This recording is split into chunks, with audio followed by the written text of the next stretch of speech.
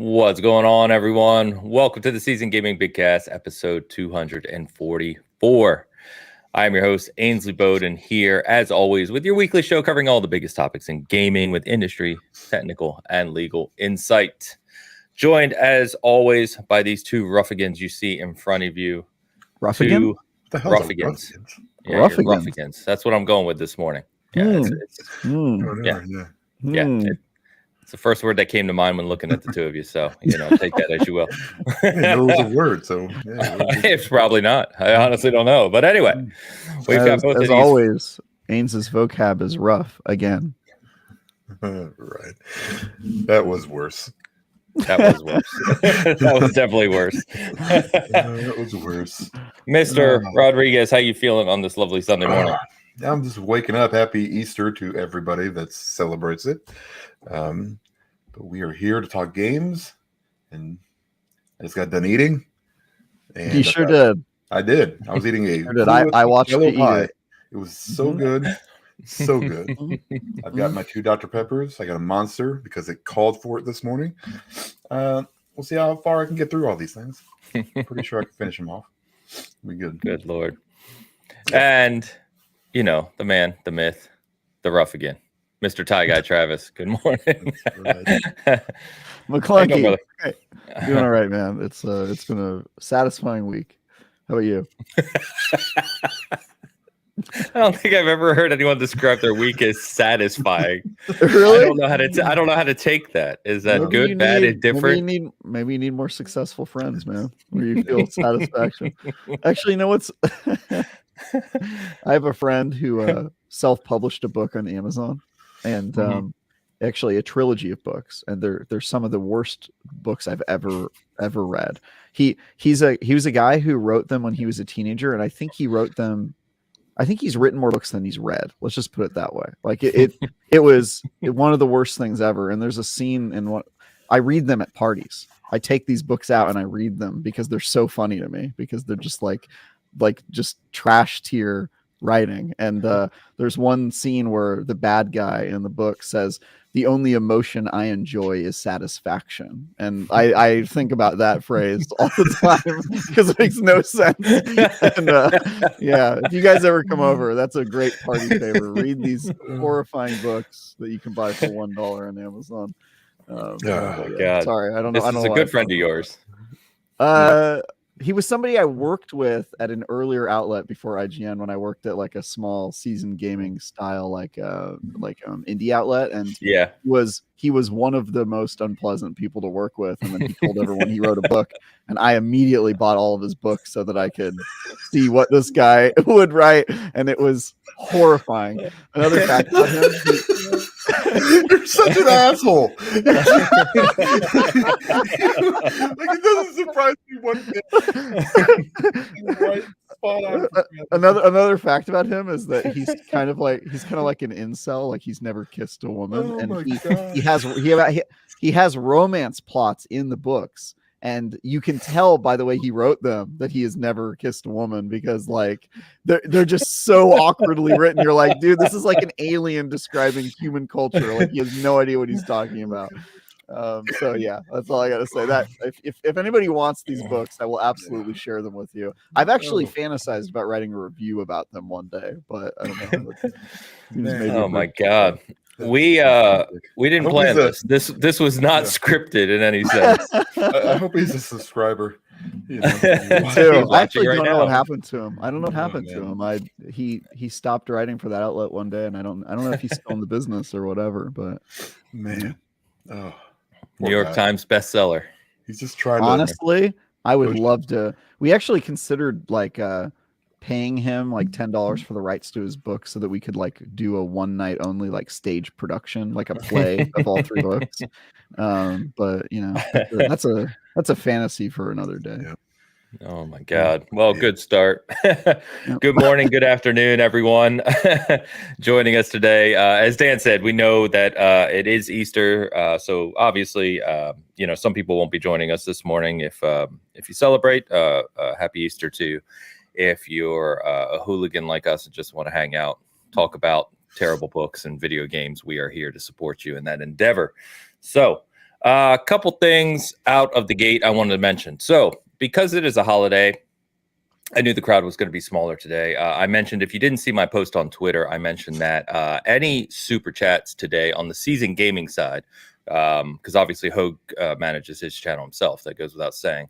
On the season gaming side, I'm going to redonate to Extra Life. So if you're not aware, I play for Extra Life for Kids, charity streams and stuff. So I play for Children's Miracle Network of Hospitals here out of Kansas City. And so just want to let you know, any super chats will go to that today. The other thing I wanted to shout out, for some reason, and we've joked about this before, and it's actually part of the reason we stream on Hoeg's channel right now while he's recovering, is YouTube was like bumping up season gaming like crazy over the past couple months. This past like week, it like crushed it. Like, it was not like all the videos were suppressed. Our traffic went way down. Our weekly traffic, I don't know what happened. Google's just fun to work with. So if you are watching this and you are over on the Hoeg side, if you could give us a quick shout out over on the season gaming side, it would be appreciated, because I honestly don't know what happened. Like, our traffic went down. I'm talking like 80% compared to like our normal weekly traffic, which makes no sense. Nothing's changed. So Google's fun. So. Well, Hoeg did show up last episode. That could have done it. Yeah, fair. Yeah, that's my theory. Done it. Yeah. Well, I guess to honor him, then we need to go back to the gold frame. That's where it belongs. So I agree. This as a sign of disrespect. All right. Other than that, today we're going to be talking about a pretty light episode. We're going to just hang out, have some fun today. I mean, we kind of always do that. We're talking about ridiculous books, but we're going to be talking about the games of spring. There's an awful lot of games coming out in the next, 3 to 5 weeks that you're probably interested in if you game in any manner whatsoever. We're going to touch on a couple things we couldn't last week, including the report of the PlayStation VR 2. We've got PlayStation supposedly developing a new handheld Vita-like device, but we'll touch on that as well. But first, of course, we want to touch on what we're currently playing. I do want to mention right out of the gate, I mentioned last week about Romancevania, and I did the first episode. My full intention was to play 1 episode a week. This week in my career work was ridiculous. I'm working on 2 reviews currently. I just couldn't set up a stream this week to get to it. So I will be back this week. We'll do episode 2. We'll get back to Romancevania, I promise. Because I've got 1 review that should be coming out tomorrow, and I'll be a little more free this week. But we'll get back to it. So, Travis, I have not continued my adventures in Romancevania, so we'll talk more about that next week. Pumpkin patch. Hashtag pumpkin patch. Boys, what have you been playing? What do you want to talk about? Can you talk about anything? Again? Yeah, well, so I mean, one of the reviews I'm doing is PGA Tour, and now I know that's probably not the most engrossing title that people are excited for. I'm excited about it. I honestly adore golf games. For whatever reason, they're just really fun to play, in the sense of, like, if you just want to sit down and veg out and play a game, golf games are amazing for that. Played them since I was a kid, since the first PGA Tour on Genesis way back. I think it was like 91, 92. So if you're not aware, PGA had a huge run with Tiger Woods when he was kind of in his prime. They ended that license back when everything went down with Tiger Woods, like a decade ago. They had 1 game released since then in 2015, I believe it was, that didn't get reviewed very well. It wasn't great. I remember buying it, and they have not produced a golf game since. So it's been just 2K on the golf side for, I think, 7 or 8 years. And this is EA Sports returning to PGA Golf. And they are the only game, the big advertisement for it is they're the only game that features all 4 major championships in the PGA, including the Masters. Because if you're not aware, golf licensing is ridiculous. You have to license like all these things individually. Travis is just super excited right now. You can tell by his expression. So anyway, I've got probably, I want to say 20 plus hours into it, somewhere around that right now. I've been playing it for the past week plus. Really enjoying it. You can read my review in the next day or 2. It's a fantastic foundation of a new golf game. It has some shortcomings here and there. It has some bugs here and there. You can tell they're coming down to the wire on this thing. But the actual presentation, the kind of golfing, if you will, the simulation aspect of it, representing real golf, and all of the Masters licensing and US Open, PGA Player, all that stuff is really, really well done. So, yeah, it's solid. If you like golf games, I would definitely check it out. It is much more realistic and a much better presentation than 2K. But it's not as fully featured as 2K right now, I don't think. I don't know. Depends how you look at it. Yes, of course you can. Are all games? I'm waiting for this one. Are all golf games legally required to have that slider mini game where a slider bounces back and forth and you have to hit it right on the no, in fact, you're going back a very long time. Yeah, you're going backwards. Because I still see it in golf mini games. Like if you play like a Mario Party or what have you. Actually, Dan and I have talked about this before. Yeah. So back I think when Tiger Woods, like I was talking about on EA Sports Golf, right? They switched it to start using a thumbstick up and down, and like a flick. Yeah, like a flick. But the thing is like if it's not perfectly straight, right? Like it hits your ball left or right. So you have to be really accurate with your up and down. Some of us didn't like that. Dan and I have complained before. So 2K last year or this year, 2K23 added a line or like a 3-button press. Yeah, it's like a pulsing 3-button press you can do. It's still a mini game though, right? It's not a mini game. It's like a little. It's how you hit the ball, man. It's a 3-button tap. Yeah. Sure. But PGA does not. PGA only has the stick swing, and it's very aggressively sensitive. Yes.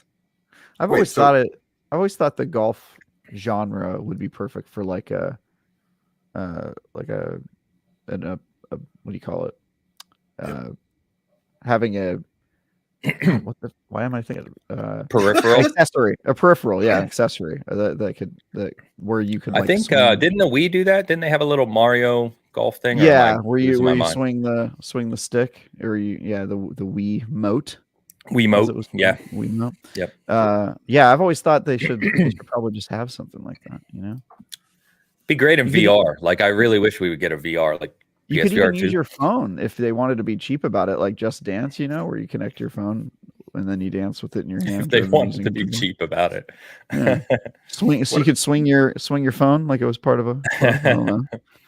What about you said the new PGA Tour has a 3-button click, right? Does not. It doesn't?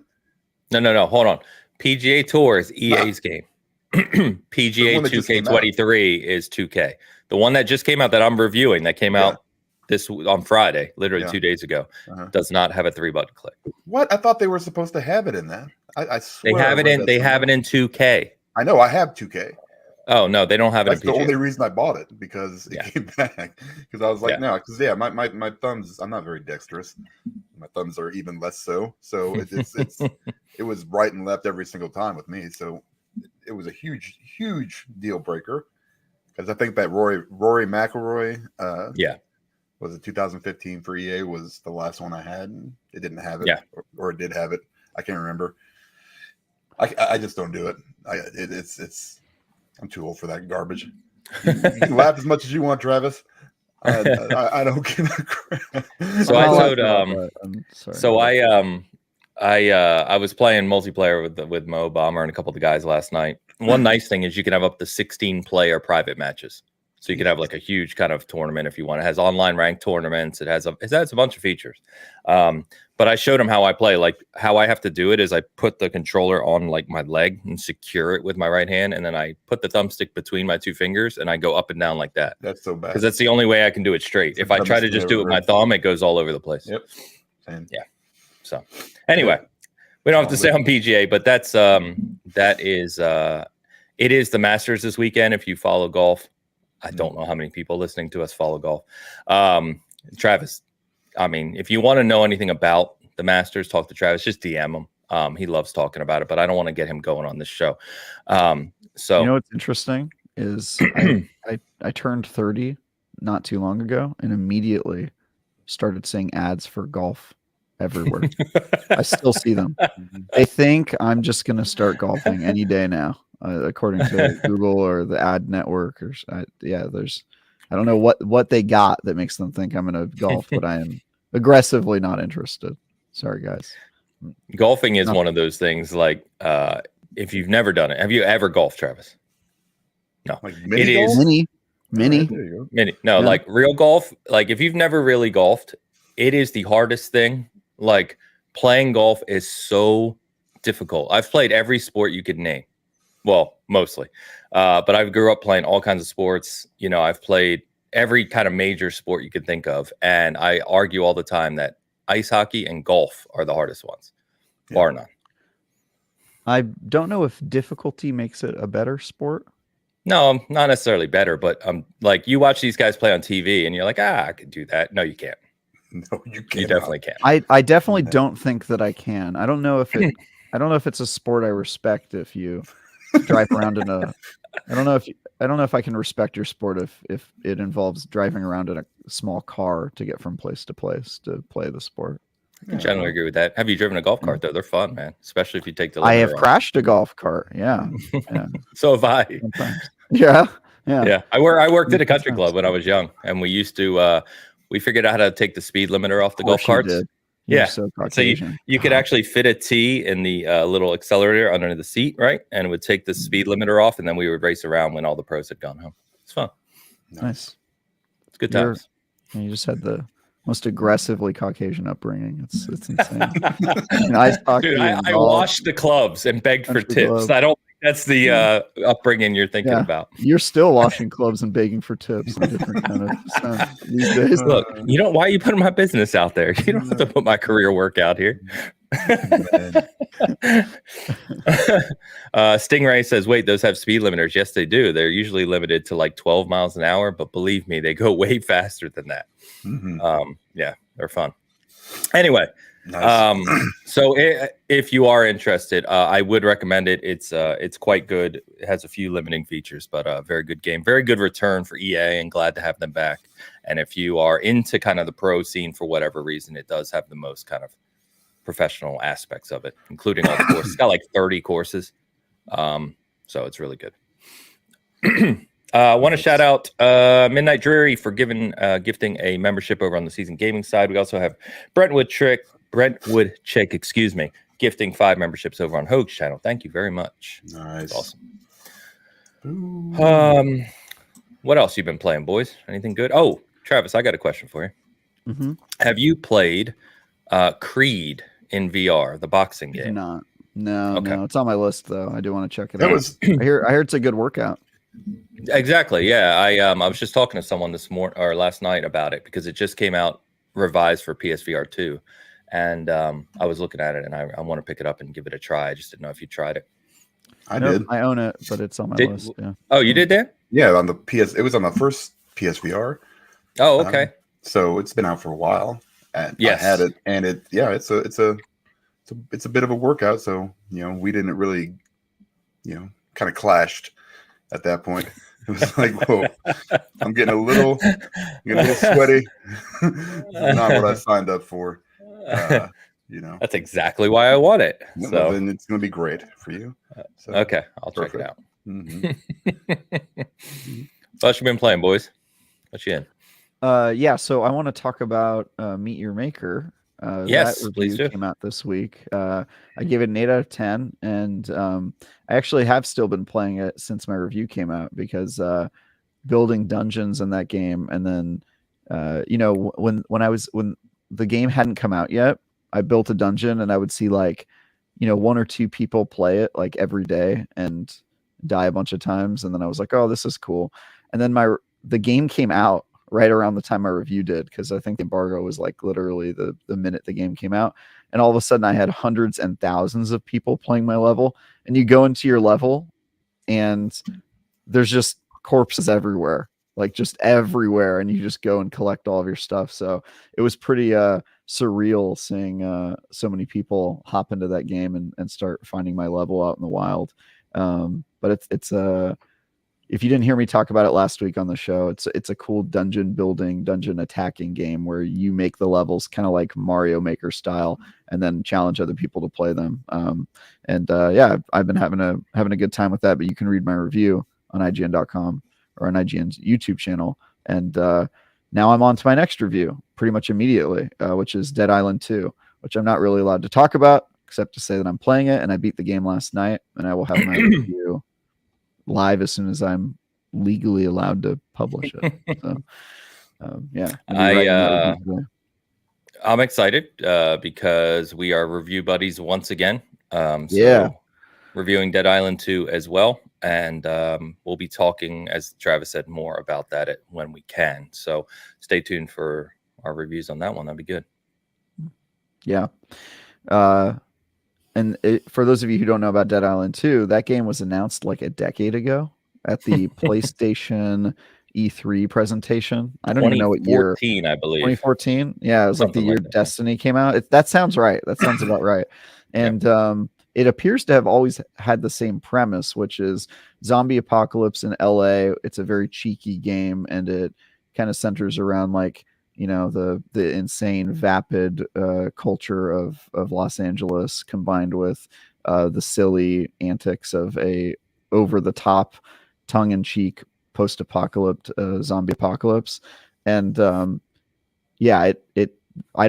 game was in development hell. I think it got canceled and rebooted. It's on the third developer. It's been moved twice. Third developer. Yeah, so there you go. Yeah, it's been in development hell for a really long time, and frankly, I'm surprised that it's coming out at all. It's one of those games like Skull and Bones, where you just never were sure it was actually coming out until it did. But I can confirm they finished that game. I beat it yesterday. So yeah. Yeah, if you before reviews come out, obviously, we do have a kind of what you need to know video up on the SG side on the channel. If you want to check that out, if you want to get a feel for it, just kind of talking about all the basics of how it's designed. So yeah, pretty cool. And you can play the other 3 Dead Island games, which feel like they came out an eternity ago. I think I was like a teenager when they came out. It was so long. What do you mean other 3? There's only there's Riptide, which is like a big expansion, but there's Riptide, and then there's like an arcade game. It's like a very different style game, but it is it is a Dead Island game. Yeah. There's 3 Dead Island games technically. But yeah. And Dying Light, like Techland, who did the first Dead Island, went to Dying Light, right? And now Dying Light 2, they kind of moved off. So Yep. And the original Dead Island is like it got that FPS boost on the Xbox side, so you can play it on console at 60 FPS if you want to go back and revisit that for some reason.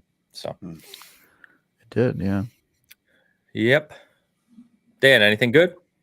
No. I've been playing. Yeah, I've been playing basically the show, which is good, but it's the show. I finished Midnight Suns finally. Nice. Yeah. Wow, that's a long time coming. Yeah. Well, were you as high on it as these guys?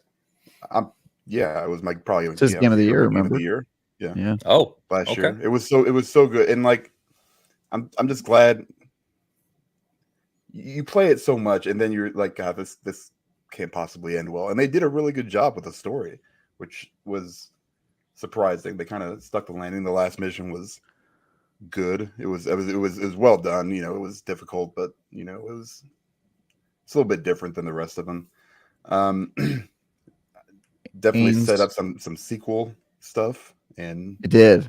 Yeah, so I played all the DLC too. Finished all that. I don't know if it'll get a sequel though, Dan. God, I know it. That would be. Did it sell well? I don't know. Well, hell, I think our buddy over at ILP, Lord Cognito, is sold. Cog is he's like an ambassador. Copies. Yeah, he's just he's the best unpaid employee at that company. Yeah, he is.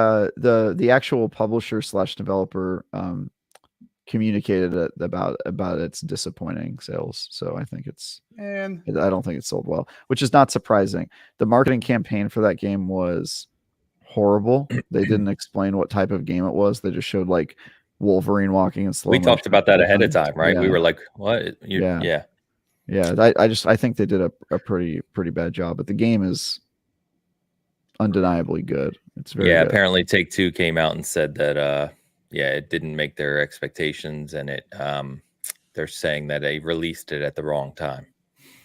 I would say there's a lot bigger problems than the time they released it, but yeah, they did come out in December.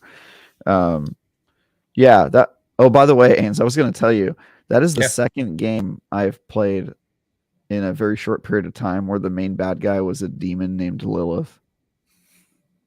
In Midnight Suns? Yeah, Midnight Suns. The Oh. main villain is the same character canon. Well, it's not canon, but it's the same basis for the character Lilith, the mother demon, and you call her mother in the game. And I Oh, was just like daughter of Mephisto, Lord of Hatred Yeah. type thing. Yes, Oh, really? and in the MCU, Mephisto is also a character, and so is Lilith. Yes. And so they made Lilith the main bad guy in Midnight Suns, and then also in Diablo. So I was just like, "Yo, I'm getting a lot of FaceTime with this mythological Lilith character this year. It's kind of crazy." But yeah, that's kind of interesting. It is. Yeah, I finished those up. Actually, this is going to surprise no one. Started playing a little more Hitman 3. There is a hold on, wait a minute, wait for it. There is a hardcore mode on Freelancer, right? It's basically the hardest possible level you can do, and you can switch that on. I did not realize that once you switch it on and you start the campaign, if you quit the campaign, first of all, you lose all of your items, not the ones that are permanent, but it's like all your Freelancer tools. And if you lose all of your money. I have like 900,000, whatever the currency is, merces or something. And so now I'm kind of stuck having to finish that campaign. And it Or is they so... delete your account. No, it doesn't go that far. But yeah, it's very, very difficult. And I should not have done it. And I regret pretty much everything. So you backed yourself into a corner. Yes, I did. Yeah, I was like, here's the reason why. I'm going to tell you. In our next month in May, they are releasing a new suit that I'm like, I got to get this new suit. What do I have to do? You have to finish the whole campaign in hardcore mode. It's John Wick, basically. It's like his regular suit, but like with blood stains, which looks cool. But that's the only way to get it. So I'm like, I can do this, no problem. Huge regret. A lot of regret. This is going to take me a long time, and I have to be very, very careful. It sucks. So, also I do like. I don't know how to phrase this. We've had tons of conversations here about live service games, and your general distaste of them. Yes. And hearing you attempt a hardcore mode, which sounds like it's going to be incredibly difficult and take a lot of time, and to go through all of that just so you can have an extra digital suit. Yes. That the main character already begins that game with a suit. Yes. That I think pretty much probably looks very similar. I'm very confused at the entire concept here. Yeah. I mean, it's really, yeah. I know you guys call it live service, and probably technically it is. 100%. Technically it is. It's 100% live service. The problem with people who don't like live service is anytime it's a good live service game, they claim it isn't live service. I shouldn't have brought it up, Dan. See, I got Travis started. I pulled his cord. I pulled his cord. I shouldn't have done it. Listen, traditional live service games like Destiny or Halo or something like that, I don't spend any money.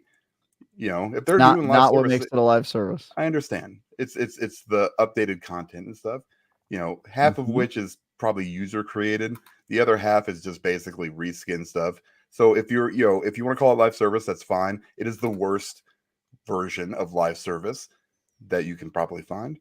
I think you have not played worse live service games. They're much worse. That's true. Yeah, like Battleborn, that may have been worse. That was, other than that, I can't really. I mean, it's not. It's just like, hey, you bought the game. Here's some more free stuff. We're just going to release it later. If I had to pay for this stuff, there would be no way in hell. Nope. Everything's free. Yeah, you don't have to. I mean, Fortnite, you don't have to pay for all of their content. It's just you pay for a lot of their stuff. No, you can pay for cosmetics. They don't sell you the content. The content is free. I can't even pay for cosmetics. Yeah, that's fine. That just means that they don't have a monetized season pass or cosmetic store. It doesn't make it not a live service. I'm just saying it's a very, very low effort live service, like the lowest of lows. You know why it's low effort? Because they don't monetize it. Why would they put a lot of effort into something that's unmonetized? That's fair. Just go on and finish your James Bond game then. I want to see what that is. That's what they're working on. I definitely want to see what that is. Yeah, for sure. It's a remake of GoldenEye again. God, I mean, if that's the case, then count me out. Yeah.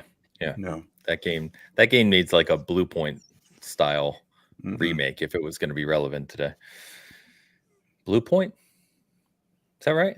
Why does that sound wrong? They're the ones that did the Demon Souls. Demon Souls. Yeah. And Shadow of the Colossus. It's Deep Blue Point. Okay. For some reason it sounded wrong. Okay. Trying to think if I've been playing anything else other than the usual, right? Halo, Rocket League. Yeah. No. I don't think so. I've been playing something on mobile, but I can't remember it. My week is just a flurry of games. Who can remember? I need to start writing them down. That's got to be my strat going forward. Sounds like a satisfactory type of week. Satisfaction. Yeah.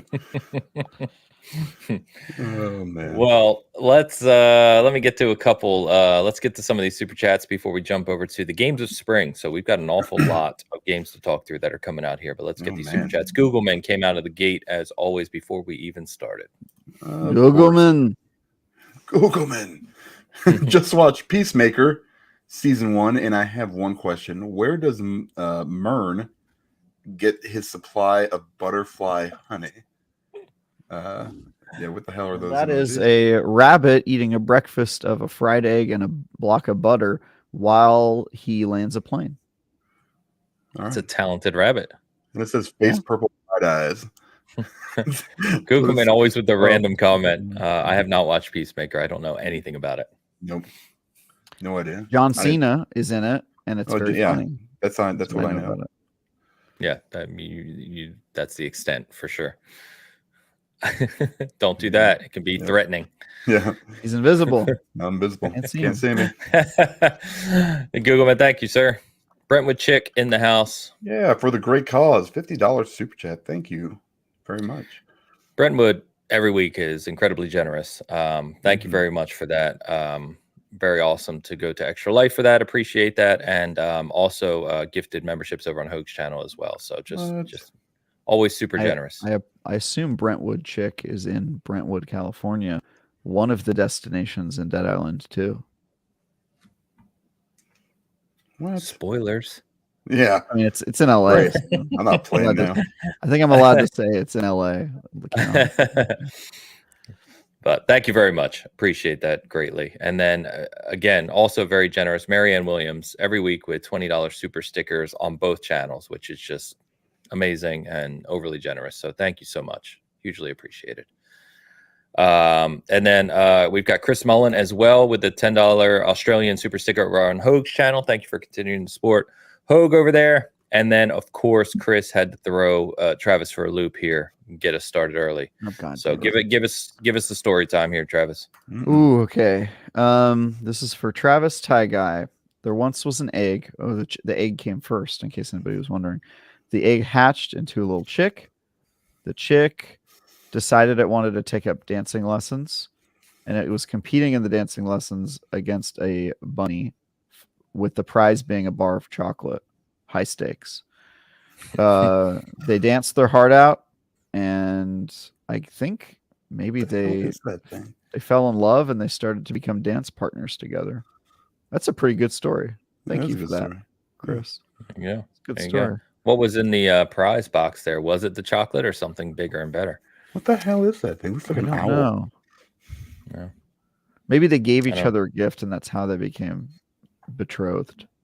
Dance partners. There's a lot of bunnies. Oh, because it's Easter. I get it. There's Easter and also eggs. Honestly, I know so little about Easter. I barely know what even it is. I swear to you. So. Oh my gosh. Right. All right. Eggs and bunnies are a thing on Easter. Do Christians know that bunnies don't lay eggs? That they're mammals? Is that common knowledge? I think at this point they just go with it. Yeah. Okay. All right. It's all about the Cadbury cream eggs, man. You know, that's but the Cadbury cream eggs we get here in the US suck because they're made by Hershey's. So if you want the real Cadbury cream eggs, you got to get the ones made by Cadbury from the UK. All right. You stop. Okay. They taste like crap here. Oh, all right. What's wrong with a Hershey bar? Something wrong with nothing's wrong with a Hershey bar, but Hershey made Cadbury eggs are not the same as real Cadbury eggs. Like the mini eggs. You know the mini eggs? The mini eggs here suck. Get the real ones. You got to do it. Import them. Why? They're Because probably they taste different. They're probably beans in them or something. Which is What are you disgusting. talking? See, you don't even know what you're talking about. I'm This just is saying. your area of expertise. Come on. Listen, Come on. not British chocolate. I have no idea what the hell that is. And this is why you fail, sir. No. I've seen English breakfast. It looks like butt. So no offense. We got to get you to what England because is blood sausage? Look, Ains, Dan is wrong about a lot of stuff, but English food not being good. I mean, that's not. Neither of you know what you're talking about, so I'm just going to move on. Unfortunately, I do. No, you don't. Gross. No, you don't. You're talking about scooped bagels. Go back to your hipster joints. I don't know what you're doing over there. What in the hell are you talking about? Some of the best in the world where I live. Listen, I you know how many videos I've seen on YouTube where it's like, hey, try this American food, and all these kids are like, oh my god, that looks disgusting. Oh my god, that's the best thing I've ever ate.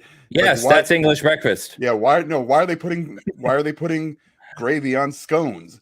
That doesn't make any sense. It's called biscuits and gravy, and then they try it. Those aren't scones. Those aren't scones. What they call scones. They're not the same. They're not even close to the same. So these British people that are speaking with a British accent have no idea what they're talking about? No. What I'm saying is the biscuits you get in biscuits and gravy are not like scones. They're not. Well, I know what a scone is. No, you don't. If you think it's like a biscuit. Scones are very dry. Listen. Very dry. Yeah, they're disgusting. They're the worst thing I've ever had. Yeah. It's like, I'm not sure why somebody would buy a scone. It doesn't make any sense. No, the British people were calling our biscuits scones, is what I'm telling you. They were British. There were these British kids. They were, I mean, unless they faked it. They're like, why is there gravy on these scones? Notice he said kids. There was a teacher. All right. I'll find the video and I'll send it to you. You guys can tell me what you think. But yeah, they were all very excited. Thank you, Chris, who says UK Cadbury's is so much better. Yes, it is. These ignorant people I have to podcast with don't know what they're talking about. I hold that they're both disgusting. That's true. Which I think is fair. Sardinism himself tell Dan he's never had a real scone. I'm trying to tell him that. Sorry, right, but you know what? You don't listen. Okay, they don't listen. That might be true, Ains, but look, come on, he's not missing that much. I mean, I can't well, I mean, they're not like the greatest thing in the world, but a real scone is good. They're better than the fake scones, but they're not amazing. I had a Starbucks scone. As all British last food time I will is. ever. See this is what I'm talking. This is what I'm dealing with. Starbucks scones. Yeah, it's I will. Those aren't real. Right now, it was disgusting. Those aren't. But I'm not saying all scones are Starbucks scones. I'm just saying that one sucked. Welcome to SconeCast. Yeah, Scone Weekly.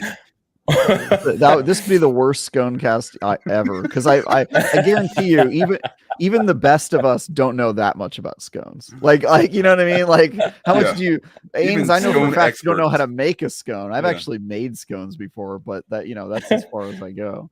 Oh man, somebody help me! It's like all right, brick. Get the ones that's because you haven't had a real scone. I have had a real scone. The more real they are, the worse they taste. That's kind of it's like really good alcohol. You know, it's like the fact that it tastes terrible is like a challenge to the person digesting it. Scones are. Gecko said, "Welcome to season sconing." That's pretty good. All right, let's hit the super chat that's been on the screen for like 5 minutes. Yeah, all right. Rob Frawley, the $10 super chat, wanted to thank everyone, including chat, for their thoughts on teaching game literacy. After some work, my mother now has my PS5 and has played through Ellie's Seattle Day 3 chapter on her own. Ellie's Seattle Day 3 chapter on her own. That was last week. Last of Us 2. Yes, we were maybe 2 weeks ago. I don't remember, but that's awesome. That's really cool. I also think, I guess if you watch the show, you know that it has some darker moments too. But I'm just sitting here thinking about a grandmother who hasn't played video games, just starting with Last of Us 2, and that kind of amazes me. There's some dark moments in that game. So yeah, it's pretty messed up. That's cool though. It's awesome, Rob. Thank you. Tao in the house. Oh man, there's another one. Tao's up. Chat's up, Bitcasters. Hey, Ains, have you been able to mess around with your PC or not? Really, because of work. Happy Sunday / Easter. Yeah. Thank you, Tao. Thank you, Tao. Yeah, I have a little bit. I've reinstalled Red Dead 2. playing that at max everything at crazy frames. It's incredible. I wish I had time to just sit down and play that for another 200 hours. I also reinstalled Cyberpunk, which is crazy. And this week, CD Projekt Red is releasing the latest update for Cyberpunk, which includes path tracing, which if you haven't read about is what's considered full ray tracing, like the fully featured ray tracing, along with some other features that use DLSS 3. So Cyberpunk on my PC or higher end PCs is going to be bonkers this week. I'm really excited to check that out. I can tell you on Cyberpunk right now with DLSS 3 running, I think I'm something like, what did I do? I did kind of ultra everything with ray tracing and was still hitting like nearly 200 frames or 180 frames, something like that. So it's a lot of fun, man. It's a lot of fun. I've been playing Halo at 240 frames regularly. I still get PC fun where it's like, you know, you go to start the game and it crashes or you get an error and, you know, all the fun things with PC. But generally, it's been pretty cool. So, Gecko in the house. Gecko, I heard American chocolate tastes like vomit. I am not joking. Yes. American chocolate's not the best. It's just not. Especially, I forget where Gecko... So, yeah, I mean, if you get like this higher end kind of smaller brands, right? Not the stuff you're going to get your basic store, but I think the traditional sentiment that chocolate in America is bad comes from the days of like, you know, Nestle and Hershey's being like the dominant chocolates, which are not good, but like actual chocolate in America is like small batch, you know, local or just like small organizations. We have a lot of good candy and chocolate now, but probably too much. I mean, it's kind of like it's similar to beer. Like I know Europeans think of American beer like Bud and Coors Light and stuff, and it's like, oh, it's crappy beer, and it is crappy beer. But there's so many microbrews here now in the U.S. that are like incredible. It's the same type of thing here. You kind of have this broad dichotomy between lowest to highest grade. But yeah, if you're coming from, I forget where Gecko is, but if you're coming from some countries in Europe, you know, Belgium, Germany, those chocolates are just, they're incredible. I don't know, man. So. They're too sweet for me. I'm not a milk chocolate guy, though. No, man, dark chocolate. Come on, dark chocolate's the way. But that's the thing. European countries I've been to don't seem to have a ton of dark chocolate. They have a lot of milk chocolate, and I'm not really a milk chocolate guy. So yeah, I challenge you guys to find me a better chocolate than a Reese's peanut butter cup. It's the perfect everything. No, you can't. Best chocolate in the world. Here's my $30, you know, piece of chocolate this big, and I'm like, no, here's my Reese's peanut butter cup. The best chocolate in the world, Dan, is in Ghana, Africa. I don't want to hear that. Ghana, Africa has the definitive best chocolate. Whatever. Everyone should go to Ghana. Out of your mind. Amazing. Out of your mind. Whatever, Dan. Out of your damn mind. No. Can't do this. Our boy I'm on a show where someone just said the best chocolate in the world is a Reese's peanut butter cup. What are we even talking about anymore? What are we doing here? Perfect candy? I apologize for my co-host here. I apologize. You guys are terrible. And one more super chat to get to. Brentwood Chick. Yeah, Travis, it's California, or not California, but Tennessee. Great place to live.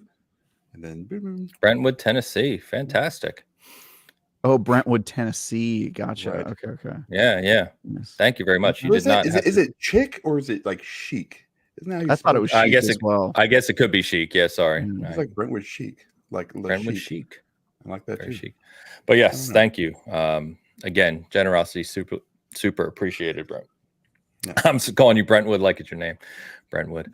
But thank you very much. That's good to know. I didn't even know there was a Brentwood in Tennessee, if I'm honest with you. So neither did I. Yeah. I feel like last super chat. Oh, sorry.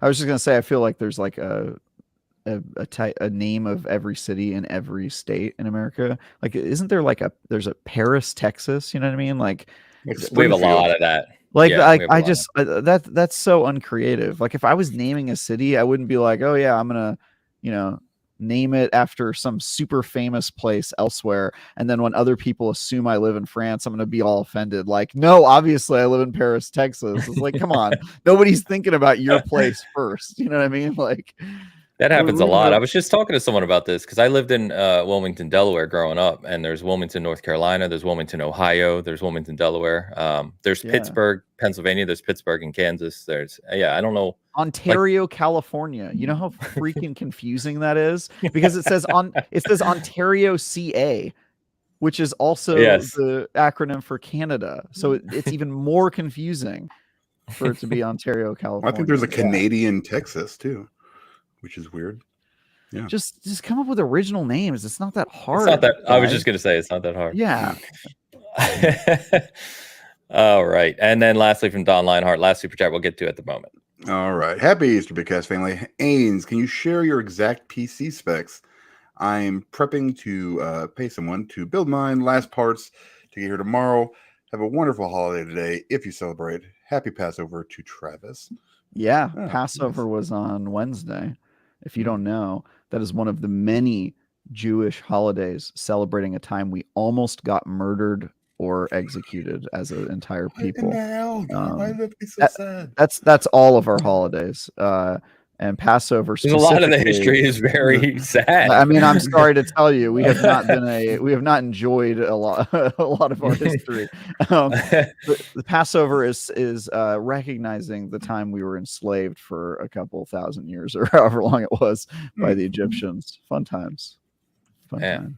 Well, happy Passover as well. Yes, Don. Thank you. It's not happy, but yeah, it's funny. People say no, I mean, yes. Yes, I can share those. Just DM me, Don. We can talk about it. Happy to help. And we'll talk through it. I had a couple other people help me as well, so I can recommend to you. So thank you very much. Appreciate you. All right. We'll get back to gaming eventually here. All right, guys. So gonna kind of go in release schedule order here and just talk through a bunch of the games that are coming out over the next, I'd say 5 weeks or so, 6 weeks. So we already talked through PGA Tour. So Ghostwire Tokyo, which we talked about a lot last year when it released on PS5 because it's from Tango Gameworks out of Bethesda. That's releasing on Xbox finally on Tuesday and in Game Pass, of course, because Bethesda. So if you haven't checked out Ghostwire Tokyo, I actually enjoyed it. Fun game. It gets a little repetitive. It's not going to blow you away, but I really liked it. It's unique. It really dives into Japanese culture, which is cool, and gives you like a history of their kind of the horror that, you know, they're what would you call them? Like fairy tales or horror tales of their culture. Folklore. So it's folklore. Thank you. That's probably a better word. Really enjoyed that. So I would check it out if you haven't played that yet or didn't have a PS5 at the time. And Dan, it's not overly scary at all. No, I'm probably 3/4 of the way through it already. Oh, there you go. Yeah, cool. I've got it on PlayStation. It's a really unique game. It's gonna be on Game Pass, and you have it. Try it. It's pretty fun, actually. I had a good time with it. It does get a little bit monotonous towards the ending, or towards farther you go into the game. It kind of repeats itself over and over. And, but it's got some pretty cool powers. A little bit something different. You're probably not used to, you know, playing a first-person game. It's not running around with guns and stuff. It's, you know, it's actually you just kind of going like this, pew, pew, pew, pew, pew, pew. And so kind of like, you know, and cool little, like, you know, Doctor Strange kind of weird spells and stuff. It's actually really good. I had a good time with it. I need to go back and finish it. Probably will end up being a pretty significant game for a number of reasons. One, it's probably the last Bethesda game to have any sort of exclusivity on PlayStation. Definitely the last Bethesda new IP that probably will appear on PlayStation at all. And also, I believe it's going to be the last game made by the founder of Tango Gameworks Studio, who just announced he's leaving, Shinji. So yeah, because he didn't work on, or he wasn't in charge of their other game that just came out, which Hi-Fi Rush just came to me. And so this might end up being the last game that he produces at that studio period. So definitely worth checking out for those reasons if you care at all about that. And also a pretty unique game. I actually only played like an hour or two of this on PlayStation, so I might, if I have time, pick this up and play through it on Xbox now that it's on that platform. So I don't know. Yeah. See. Yeah, it's fun and good call out on Shinji too. Yeah, it's kind of crazy news when he left. Creator of Resident Evil. If you're not familiar who Shinji Mikami is, I mean, he's kind of a legendary name in the industry. And I know people like me, sadly, like we were talking about with Midnight Suns and sales. Evil Within didn't really blow the doors off, but I really like those games. So I hope we see him somewhere else. I don't know. We'll see what happens with Tango going forward. So Hi-Fi Rush has been a big hit too, though. I mean, like, when I say big hit, I mean it's critically very highly regarded. So we'll see what Tango does next. Then a big one here that I know Travis is excited for, and I don't say that sarcastically for a change, is Minecraft Legends coming in a week and a half here on the 18th. So we got some previews this week. Previews are very positive on this. I read a couple of them, but generally people are saying that this game is going to surprise some people in the sense of, I think, kind of its depth, if you will, being Minecraft related or Minecraft IP. So I wanted to just pose a question to you guys. I know you're big on this game, Travis, but how big could this game be? I got to admit, I was kind of downplaying it a little bit, but when you think about the biggest gaming IPs in the world, Minecraft is right up there.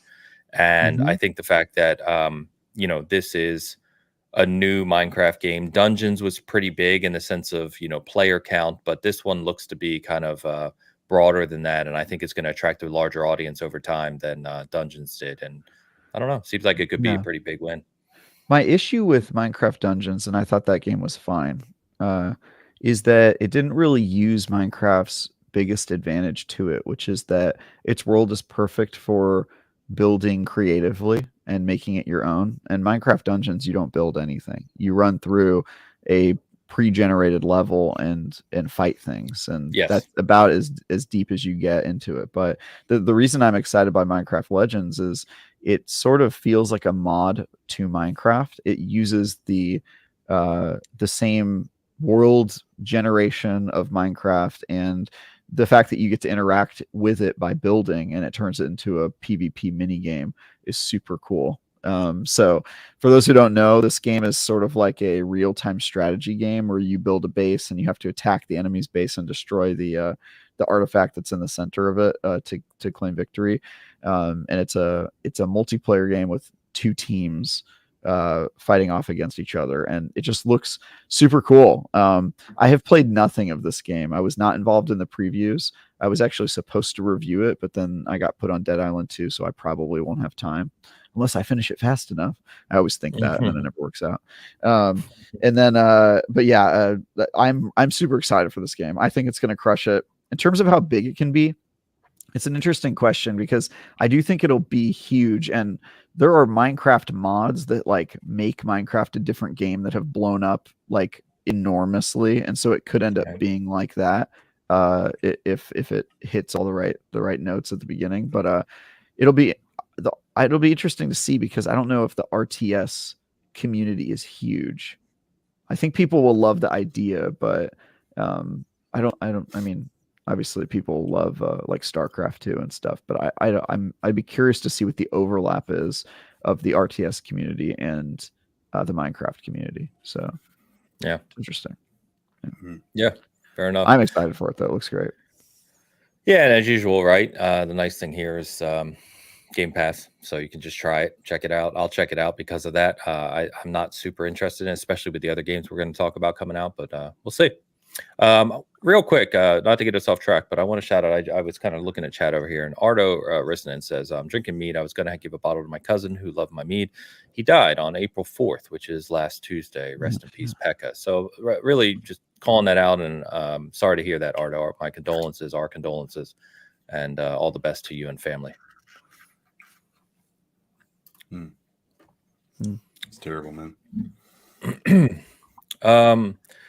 So a day later, we get Burning Shores for Horizon Forbidden West. So big expansion. There's a preview of this. We have on our site some details, but as well, PlayStation blog got with the community director, I believe, and put up some new details of this. It actually adds a companion at some point in this, which sounded interesting. I don't know how that's going to play in Horizon. But new area, new abilities, and this is a reminder that this is PS5 only. So if you played Forbidden West on PS4, this is not available to you because it uses, they basically finally put in what they wanted to put in Horizon from the start, if you've read the development blogs about this. But you can get on the, I forget what it's called, but it's like the pterodactyl. Dan, you would probably know. What's the damn flying thing called in Horizon? The Sunbeak? might be the Sunbeak, but you can fly like around the world on it, which they couldn't get to render properly on the PlayStation 4. But that's in Go the off, game Dan. now. How many hundreds of hours are you going to put into this expansion? Yeah. This is all you. Yeah. I mean, I actually haven't seen a whole lot of the PS blog because I figured it's coming out soon. To read it. Yeah, I don't need to read this stuff. I mean, I don't know what they thought. You're going to play it anyway, right? Say it.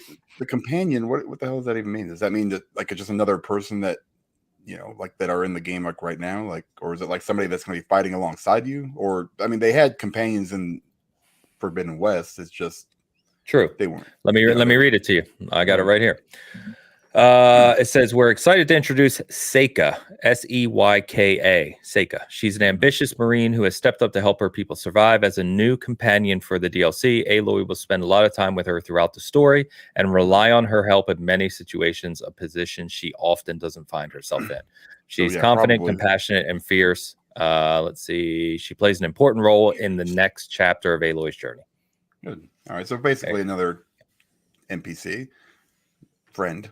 Sounds like, which is fine. I mean, I'm excited for it because I did put close to 400 hours into Forbidden West. It's 2 playthroughs, maybe 3. I don't know.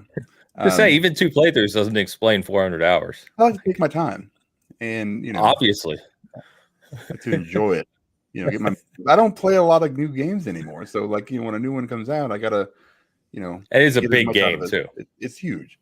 Yeah, it's pretty big, and trying to level everything up, get all the legendary stuff, all that, and then level the legendary stuff to whatever it's supposed to be. It's Ames, a lot. Did you ever open up that bakery? Yeah. Good callback, man. No, I got about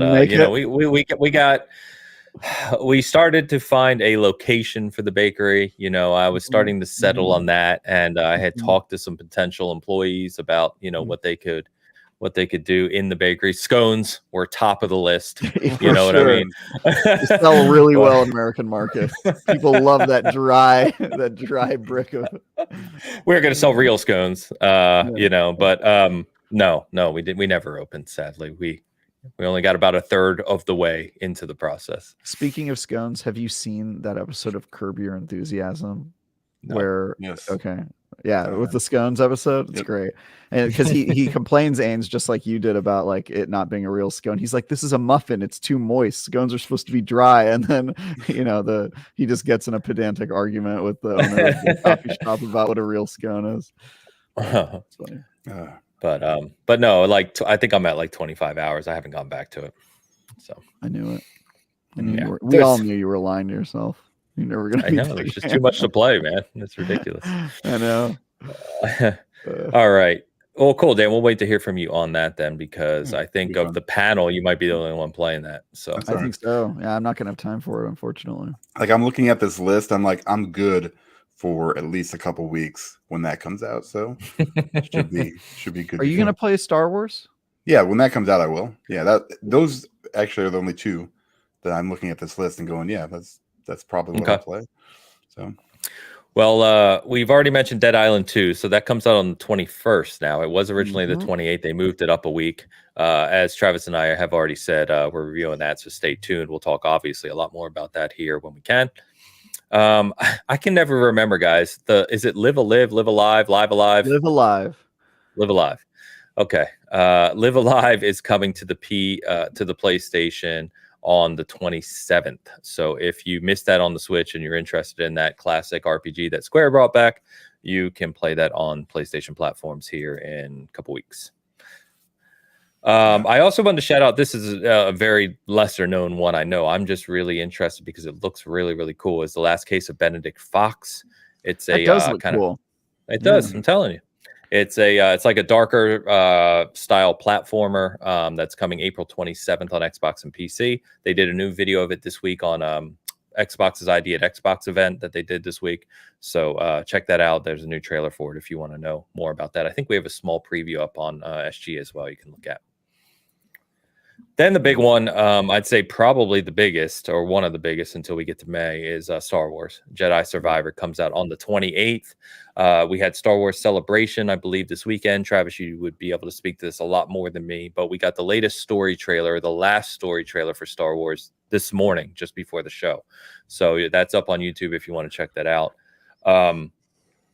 I would say that for me, guys, and I don't know about you, but for me, Jedi Fallen Order was a very good game. It was not, I don't hold it way up there like some people do. Some people thought it was like, game of the year and stuff. I didn't. I thought it had too many fundamental flaws in a few of the things it was trying to do to be that high. But from what I've seen and the previews I've read and the videos I've watched, I haven't watched a ton, but because I'm trying to go in mostly dark. But it looks like they're tackling all of the things that I would have held against the first one, including combat style, kind of variety, world exploration, and kind of the size and scope of the level design. We won't talk about the map. Everyone talks about the map. I mean, it's bad. So it just feels like this looks to be a far grander game than the first one. And given the talent at Respawn, I mean, I think it goes without saying, we already know this is going to be a hit, but if it lands like it looks like it's going to land, this could definitely be in the running at the end of the year for Game of the Year. We'll see. So I think I don't think there was a lot of people who thought that Jedi Fallen Order was Game of the Year. It came out in 2019, and it wasn't even the best Souls-like game that year. That would be Sekiro: Shattered Dice Twice, which did win Game of the Year by most people's accounting. But I think the reason that there was so much love for that game, Ains, is because it was the first good Star Wars game in a while. Like the first genuinely good one. And so for Star Wars fans that see the potential in the franchise and games, and we've seen great Star Wars games in the past, it was just great to play a game and see like the story come together, and it was a part of the actual canon. It might have been the first major game to be part of Star Wars Disney canon. I think Battlefront 2's story was, but other than that, we hadn't really seen a whole lot since as soon as Disney acquired Star Wars, they immediately gave it to EA, and then EA didn't do a whole lot with it except for the Star Wars MMO, which is not canon. So and Battlefront. Yeah. Well, they did Battlefront, but Battlefront 1 didn't have a story, and Battlefront 2's canon story was like really short. It's like a 3-hour story. So this is like the first time we actually got like significant like details added and information about the Star Wars universe through a game, which I think was cool. As a big Star Wars fan, I'm obviously really, really excited for this. And that game was really great to me because I was like, this is a genuinely good game. And also it's a Star Wars game, which just felt like it hadn't happened in a long while. But yeah, I agree with that. This Star Wars game, which name I'm already forgetting because it doesn't follow last time. What is it? Jedi. What is this game called? What? Survivor. Jedi Survivor. Jedi Survivor. Okay, thank you. Sorry. I know they're not following like Jedi Fallen Order 2 or whatever. They're just changing the noun for what the Jedi is. Yeah, I think that's kind of their thing here. Didn't they mention that the Star Wars Jedi : is going to be like a series of them, right? It's going to be an ongoing thing. Yeah. Which is a decision. I guess they're just branding this as this is the game where you're going to play as a Jedi. So then I guess the logic there would say that they're going to have Star Wars Bounty Hunter series where you just play as bounty hunters. I don't know if it's role based, the series that they're doing. Yeah, it's interesting. But yeah, it was the IGN first game, I think in February. So it was the month before I did the Remnant 2 one. Hard act to follow, let me tell you. And yeah, I'm Mitchell Saltzman, Travis before Travis. He has played a lot of that game and he's very excited for it, and I tend to trust his opinion. As does Hoeg. He's Hoeg's favorite IGN writer, as you guys know. Mitch, not me. Mitch Saltzman. Yeah. Not me. I'll always be number 4. He said you're your second favorite for Hoeg. That's pretty good. That's pretty good. I'll take it. But yeah, so I'm very excited for it. And also, it's been a minute since we had a Souls-like. It's been a minute. I'm ready for the next one. What was the last one, Ains? was the last one? Elden Ring. That's the last Souls-like you played? Come on, there's been more recent ones than that. Oh, that I've played? That's a good question. Yeah. I did play the updated Mortal Shell. Wolong just came out. That's a good shout as well.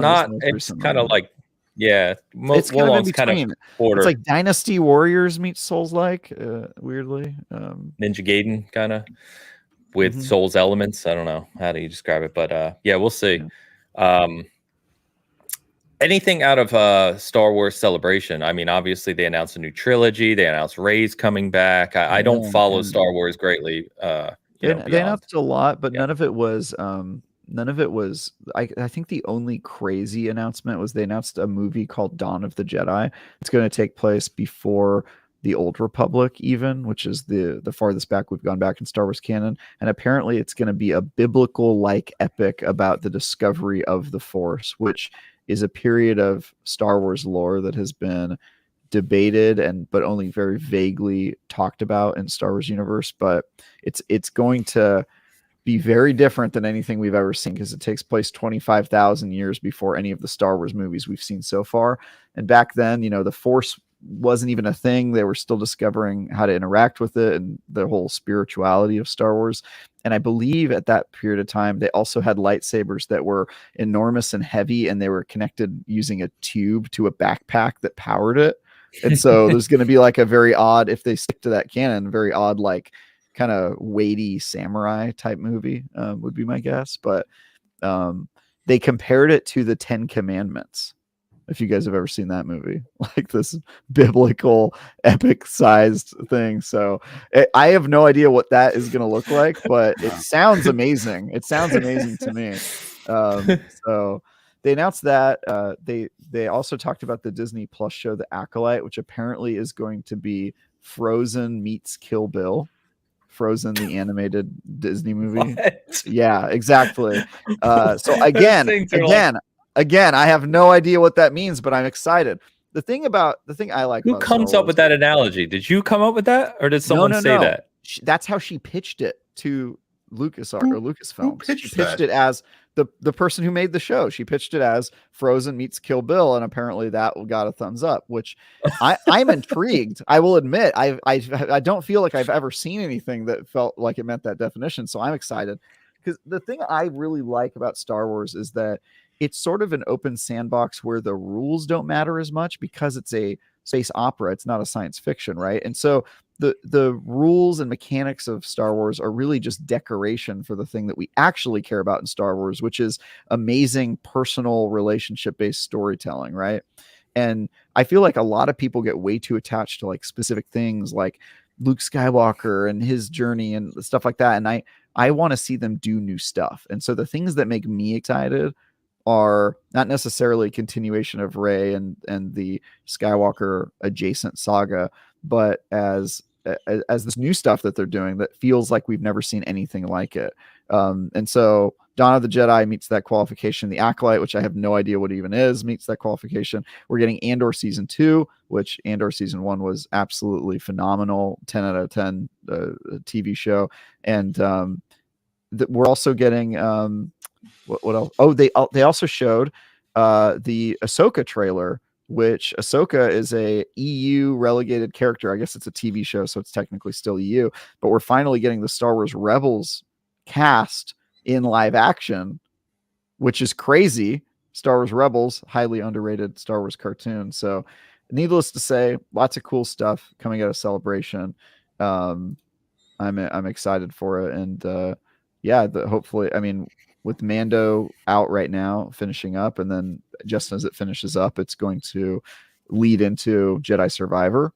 We got a lot of good Star Wars content coming out, and I, for one, am excited. I can tell. I pulled your cord again. You did. That's good though. I mean, I'm not, like I said a million times, I'm not a huge Star Wars guy. Like I'll kind of watch what comes out, generally speaking, for the movies. But that's good, man. I know you're excited. That obviously means that other people are not excited, because Star Wars is all over the place for people, and it means different things to different people. I've heard that Andor is incredible from pretty much everyone, and I've heard that Mandalorian season 3 is not. Yeah, most people? my feeling on Mandalorian season 3 so far is that if you ever watch the Star Wars animated TV shows, they have a little bit of like a Sunday morning cartoon feel to them, where the episodes don't always relate. They're sort of just like bite-sized tastes of that world and that those characters. And Mando has always sort of felt like a swimming in sevens to me. Like it's like a 7 out of 10 show, but it's enjoyable consistently, I think, even when the episodes go off and just tell some random like smaller size story. I enjoy that for the fact that I enjoy the Star Wars galaxy and just kind of exploring new content in that world. But it very much has a feel of like a Clone Wars season where they go off and they do things that are maybe tangentially related, but like this episode is like a monster hunt and this episode is like a politics thing, and like you're just sort of getting like little snapshots. I don't think there's anything wrong with that, but I think when people watch a live action Star Wars anything, I think they're looking for like some big epic story with like a follow through, that an arc throughout all the episodes. And I don't think that's what Mando ever tried to be. I think Mando from season 1 has been sort of like little bite-sized stories, and I get why people don't like that. For me, it's always been, a good, not amazing show, and so I'm just enjoying Mando, and it's sort of its own thing. And Andor is its other thing, which is like their, super high budget, super emotional, dramatic, like masterpiece TV show. And so I think you can have both in the same galaxy. But I think some people get their expectations in a weird way about Mando, and to me, it's always just been, he's a bounty hunter. He's a hired gun. He goes around, and one episode he solves one problem, one episode he solves another problem. There's nothing wrong with that. That's just, in fact, that's how shows used to be. Remember shows where every episode was like 30 minutes to an hour, and then they just used to be like a self-contained story that had nothing to do with whatever they did next week. Now people expect it to be like a Netflix model where it's a binge, where they make a 2-hour story and then they actually make 15 hours of episodes with like 13 hours of filler, and you just sort of like hear this really long-winded story. For me, Mando's a breath of fresh air that it's not that. It's just sort of a self-contained watch a story and then get on with your day. So that's how I feel about it. I like the passion. I like the passion. Yeah. I like Star Wars. I mean, yeah, Mando didn't do anything for me. I mean, I heard about it so much, and I borrowed someone's Disney login so I could watch it, and I got through episode 3, and I was like, "Yep, I'm good," and moved on with my life. If you're not in that world, I don't know why you'd watch it, because it's I try, I like to try.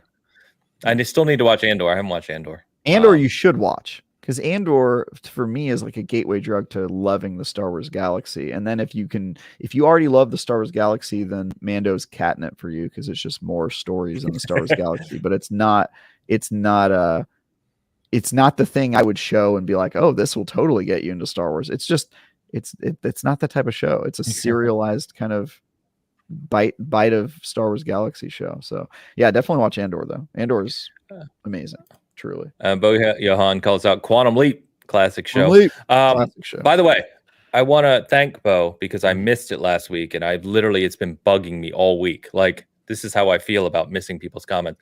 Bo paid for 5 season gaming memberships to the channel last week, and when we were doing super chats and stuff like that, I missed it. So big shout out to Bo. Thank you very much for the support.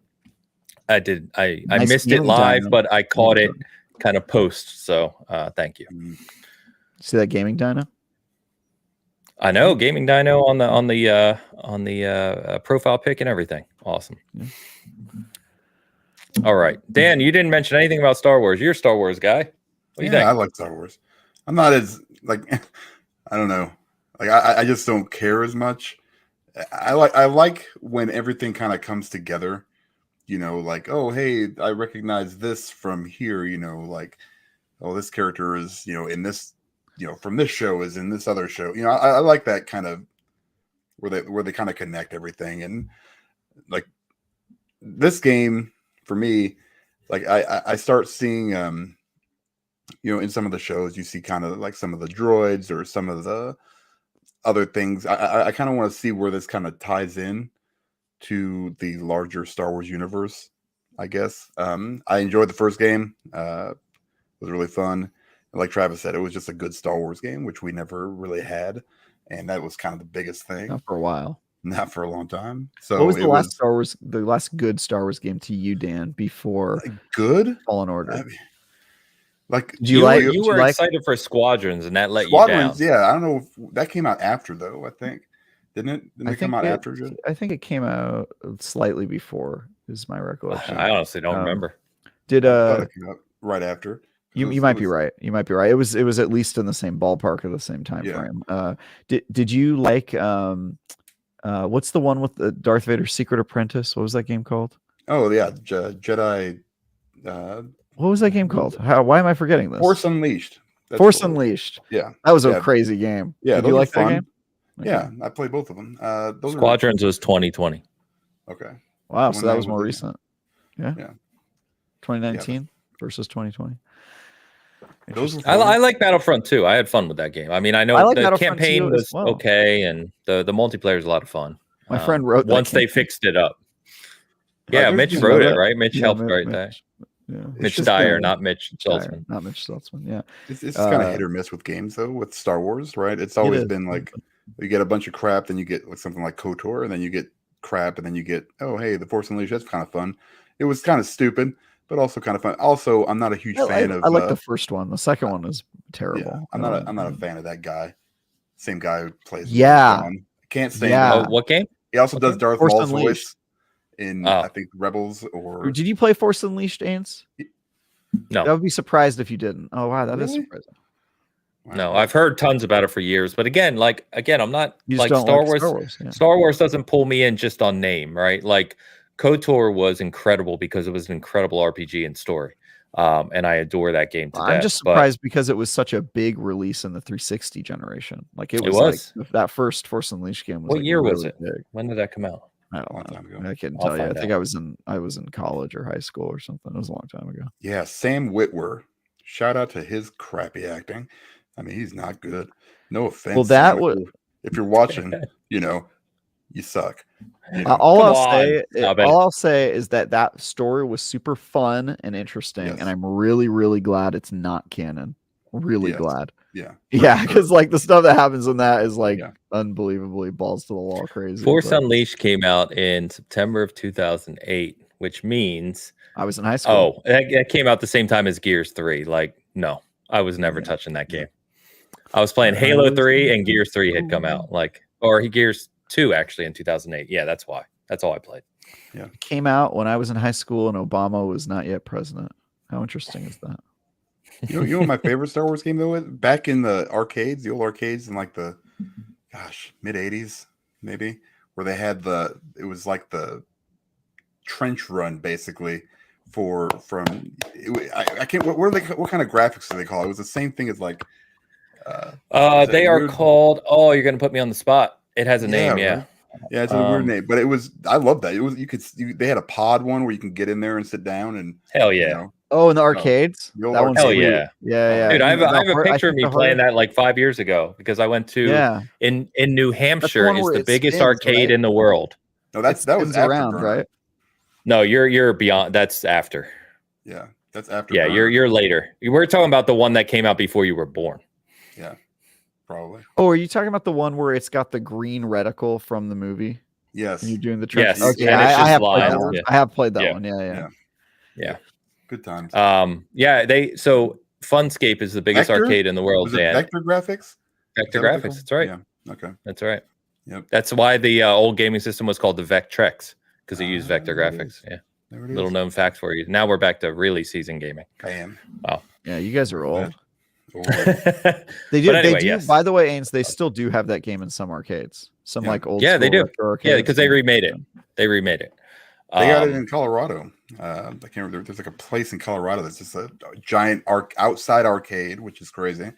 And it's just they've got all kinds. Arcade. It's covered. What a conflict of interest. The two things. The one thing that nerds love with the one things they don't love. Outdoors and arcades. Come on, man. That's like. Yeah, it's amazing. Oh, Fun Spot, Walt. Thank you. Not Funscape. Funscape is something else. Fun Spot is it's the biggest arcade. That's what I was just talking about in New Hampshire. Yeah. It's also featured prominently in the documentary King of Kong: A Fistful of Quarters. It is. Yes, that's a great.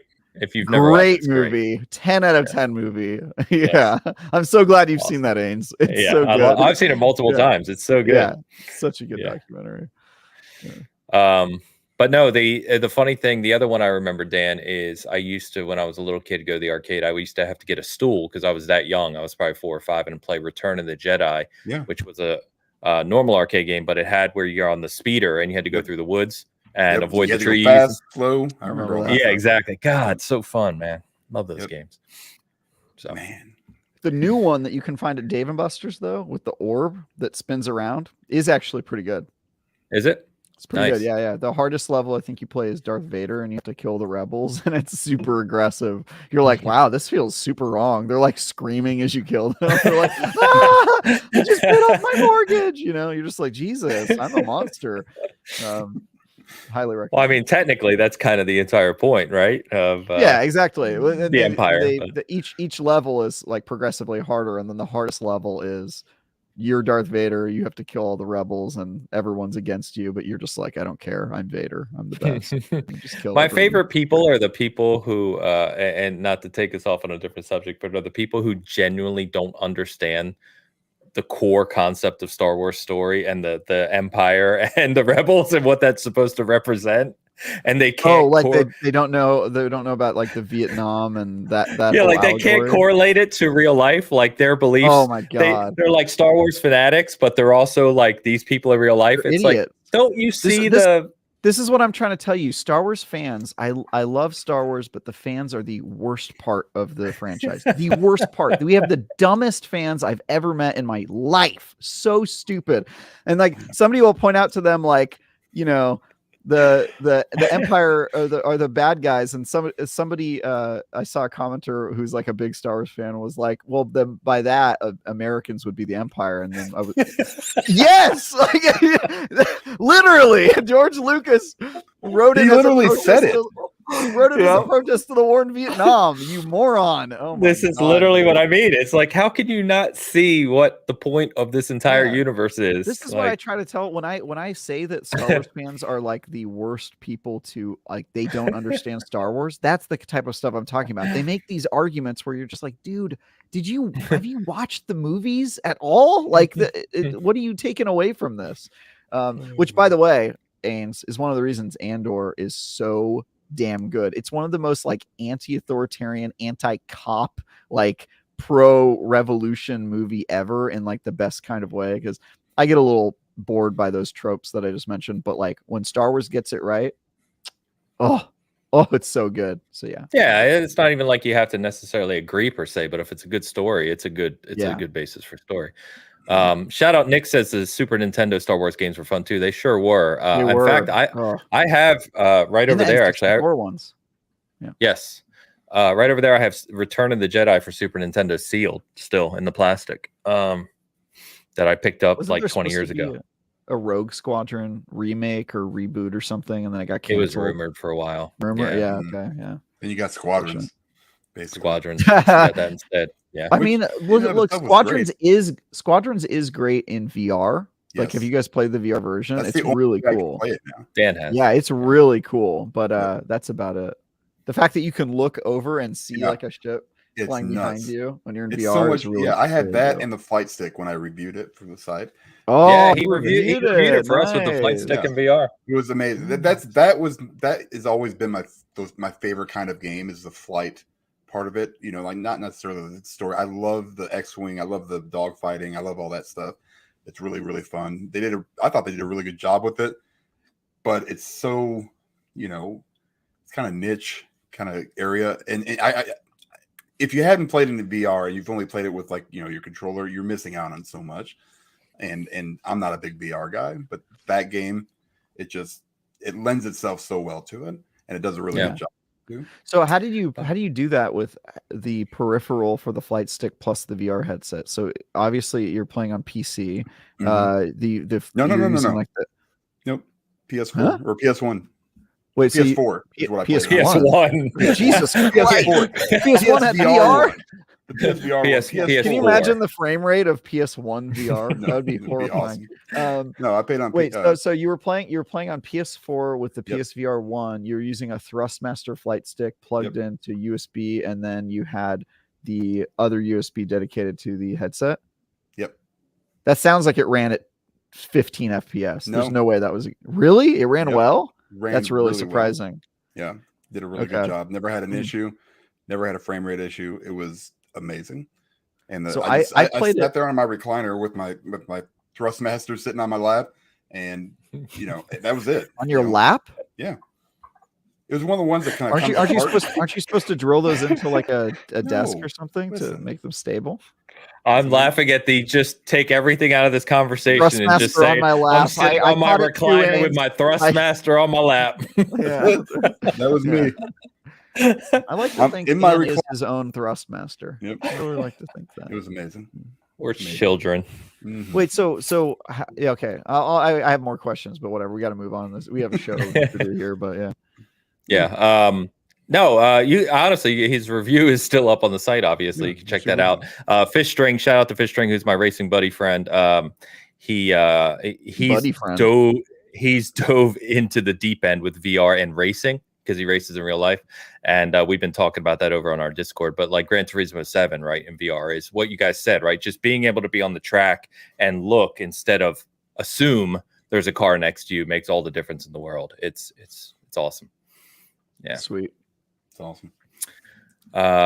So we'll talk more about Dan's Thrustmaster at a point in the future here. Nice. That same day of Star Wars Jedi Survivor. So we're back on April 28th is Monster Hunter Rise Sunbreak, which is the big expansion for Monster Hunter Rise. Nice. That comes to the PlayStation, Xbox, PC versions of Monster Hunter. So if you're a big MH fan, that's coming out. Mm. The following week is the big Bethesda release, the first one of the year, which is Redfall, of course. We've talked a lot about Redfall, so that's May 2nd. We got some previews out last week or two on those from a preview event out of LA that they did. Very positive, again, a lot of positivity surrounding that. I am reviewing that for SG, so I'm excited to dive into that. I love arcane games. We've talked about that, so I will not be really reviewing pumped that. No. Probably. I don't know. It's got a McCaffrey written all over it. I don't know. I would have thought that about Diablo 4 as well, but I'm reviewing Diablo 4. I love that you and I are reviewing Diablo 4. That's awesome. Yeah, that's I'm very excited great. about that. One guy who's good and then one guy who's bad. It'll be a nice little kind of comparative analysis. Yeah. I've tried to think of something witty to say, and I literally had nothing. My I mind actually just thought your screen froze because you just I was like, I think we lost James. Again. That was my operating system, just like Reboot. nothing. Is he saying I'm bad? Kill him. Kill him. And then of course we didn't touch on it last week, but I can't speak now. See, I'm broken. Week before last, we got the presentation on Zelda, of course, Tears of the Kingdom. It is Tears of the Kingdom, not Tears of the Kingdom, Mo. So Tears of the Kingdom. Doesn't even make any sense. Tears of the Kingdom. I mean, it is a Nintendo game, so I guess the title. Well, maybe the kingdom is tearing itself apart. Guys. Just then, yeah. Guys, if there's anything you know about the Zelda franchise, it's that they love personification. Breath of the Wild, Tears of the Kingdom. All right. Yeah. They just love it. They love it. It's poetic.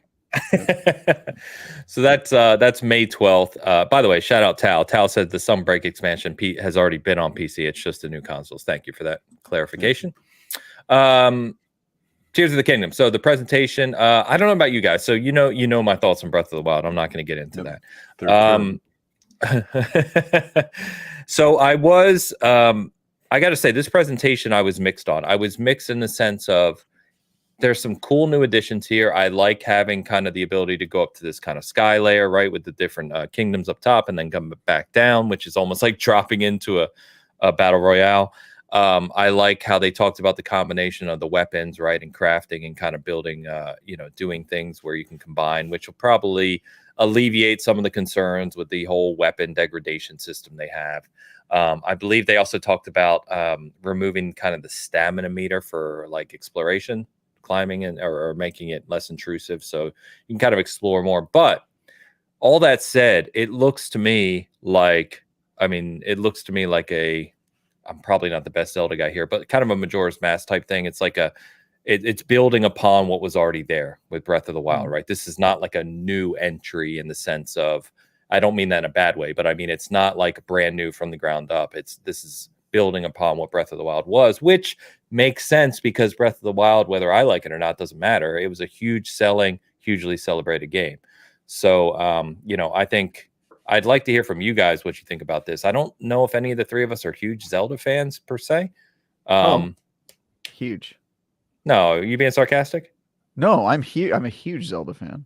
Enormous. Okay, because yeah, there are a few others I talk to who are like diehard Zelda guys. Grew up with it, love all the entries, right? But when it comes to Breath of the Wild, I see this kind of mix. So some people who put it right up there, right? And then there's other Zelda fans who are like, that wasn't a good Zelda game. I'm somewhere. I don't know where middle. this falls. I'm somewhere in the middle. I love Zelda. I've beaten every Zelda game multiple times. It's one of my favorite franchises ever. But Breath of the Wild is very much a kind of stepping away from classic Zelda games. But as you know, I don't have a problem with that in games. I'm pretty irreverent when it comes to this sort of stuff. And so I'm glad that they're trying new things, frankly. I think there's a reason you try new things. There are some things I definitely bemoan from Breath of the Wild. The lack of proper dungeons or memorable boss battles is certainly one of them. But there's things that are great. Stories and Zelda games have never been very good, and I do think that they tried to tell a story more in Breath of the Wild, which I think is cool. The open world kind of reinventing of itself is certainly cool. So I'm excited to see where this goes. My general thoughts are, I don't think Breath of the Wild is a 10 of 10 game. Certainly not.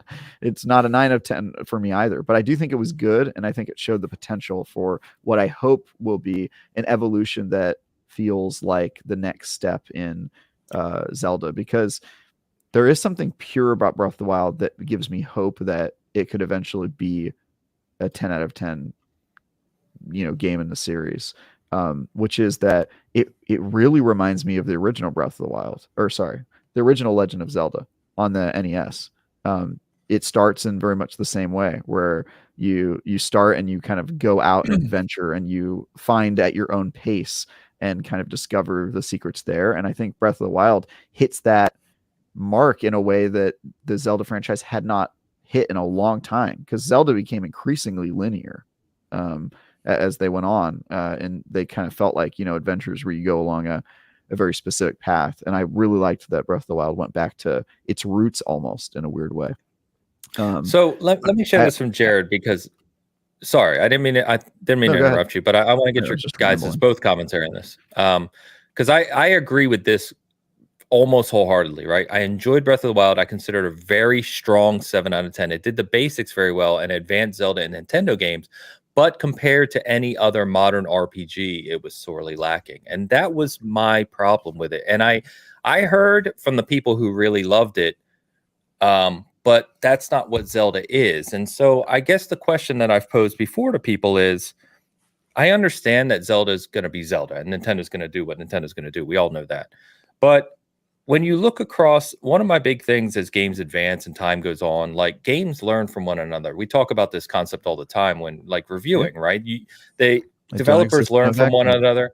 Yeah, exactly. Right. And games advance. And in 2015, and I know I bring this up all the time, but in 2015, I played Witcher 3 Wild Hunt, right? We all did. The world did. Game of the Year, one of the most awarded games of all time. In 2017, Breath of the Wild comes out, and it felt like Zelda going open world, and you have this big open world and explorative aspects of it. And I enjoy that. But it just felt so bland and empty, and there just wasn't anything to it. And I don't understand the excuse of, but it's a Zelda game. It's not supposed to have all these RPG elements. And so I'm like, well, I bet you I could make a parallel that you would understand and sort of probably agree with. So sometimes when creating a a beloved series and pivoting it to a different genre or type of game, it's more important to keep the aspects that are important to that genre than it is to add and make it like a Far Cry game. And so a great example of that genre or that IP? That IP. But that IP transitioning to a new genre, right? Which I would say was what Breath of the Wild did. So a great example of that is Halo Infinite. Halo Infinite is an open world shooter game, but they very intentionally tried to not make it like Far Cry. And you could use that as a criticism against it. You could say, well, look, it's missing all the stuff that are so common in open world games. But I actually see that as a positive to the Halo Infinite, because Halo Infinite to me is like they took all the stuff I loved about Halo, and then they contextualized it in a new type of way, where the fact that it was Halo gunplay and Halo-like encounters where a Covenant ship drops some grunts and you fight them, and that existed in open world, blew my mind. It was like, to me, Halo Infinite, when I first played it, I was like, I can't believe this game exists. Like, I remember you were even higher on it than me, which was I was crazy. like, this is the Halo game I always wanted, because of that second mission in Halo Combat Evolved where you land on the ring, and it gave me that. And so I think Zelda did the same thing for a lot of people.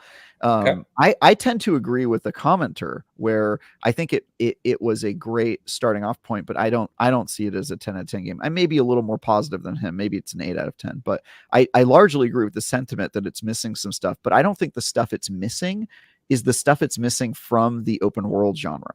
I actually think it should take as little as possible from the open world genre. The stuff I think it's missing are the stuff it's missing from itself, its own Legend of Zelda series, right? Like, it's missing like proper dungeons. I mean, dungeons are probably the most notable, right?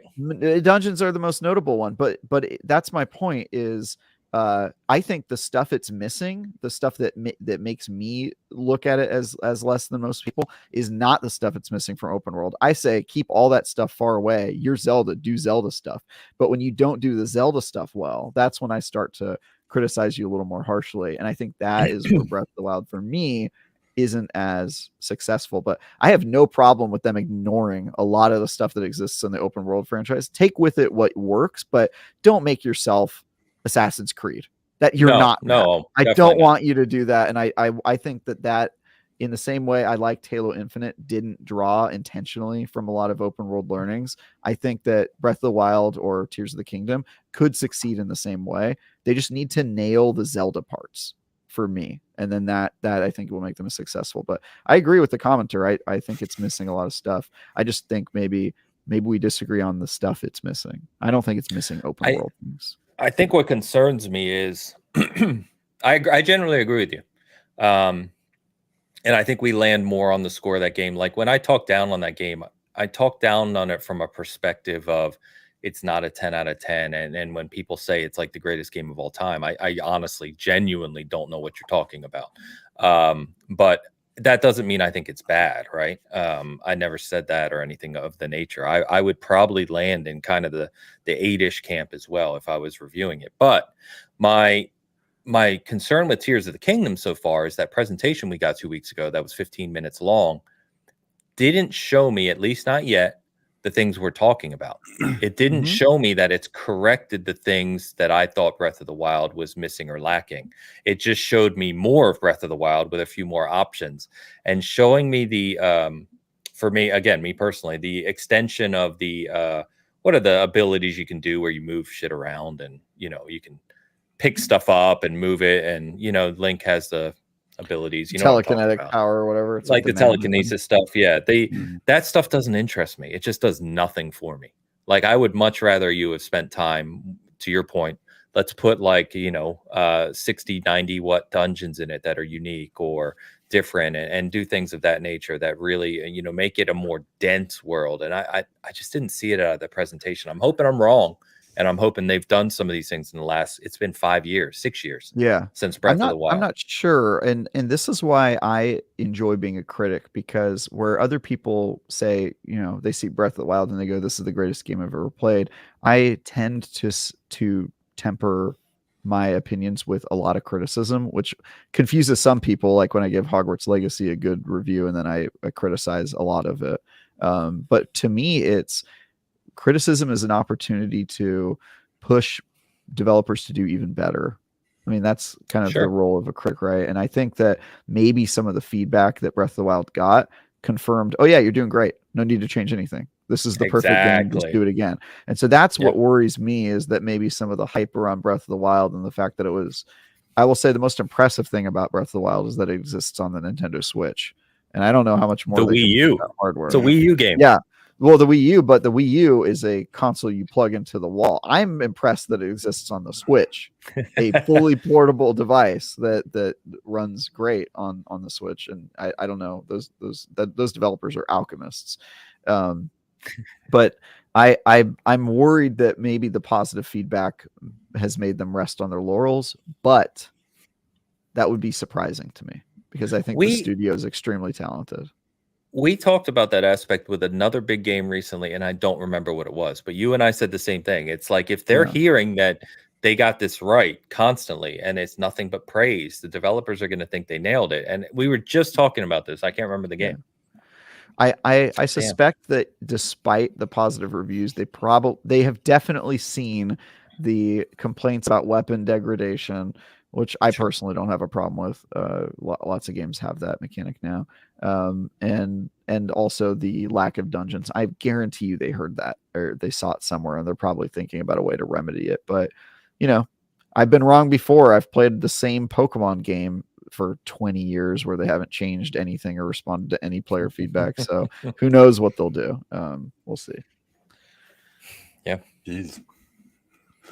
I mean, I liked it. I don't think I'm probably a little bit higher on it than you guys are, but I understand where the criticisms come from for sure. But I don't think it's a bad game at all. I really liked it. I think it doesn't get enough credit for some of the stuff it did. When I played it, I sat down. It doesn't get enough credit, or we don't give it enough credit. I don't think people give it. They either say, "Oh, there's no dungeons," and I get that part. That was one of my biggest problems with it. But then they sit there and they're like, "Oh, this is the reason that game was as good as it was is because it tried different things. The stamina meter, the weapon degradation.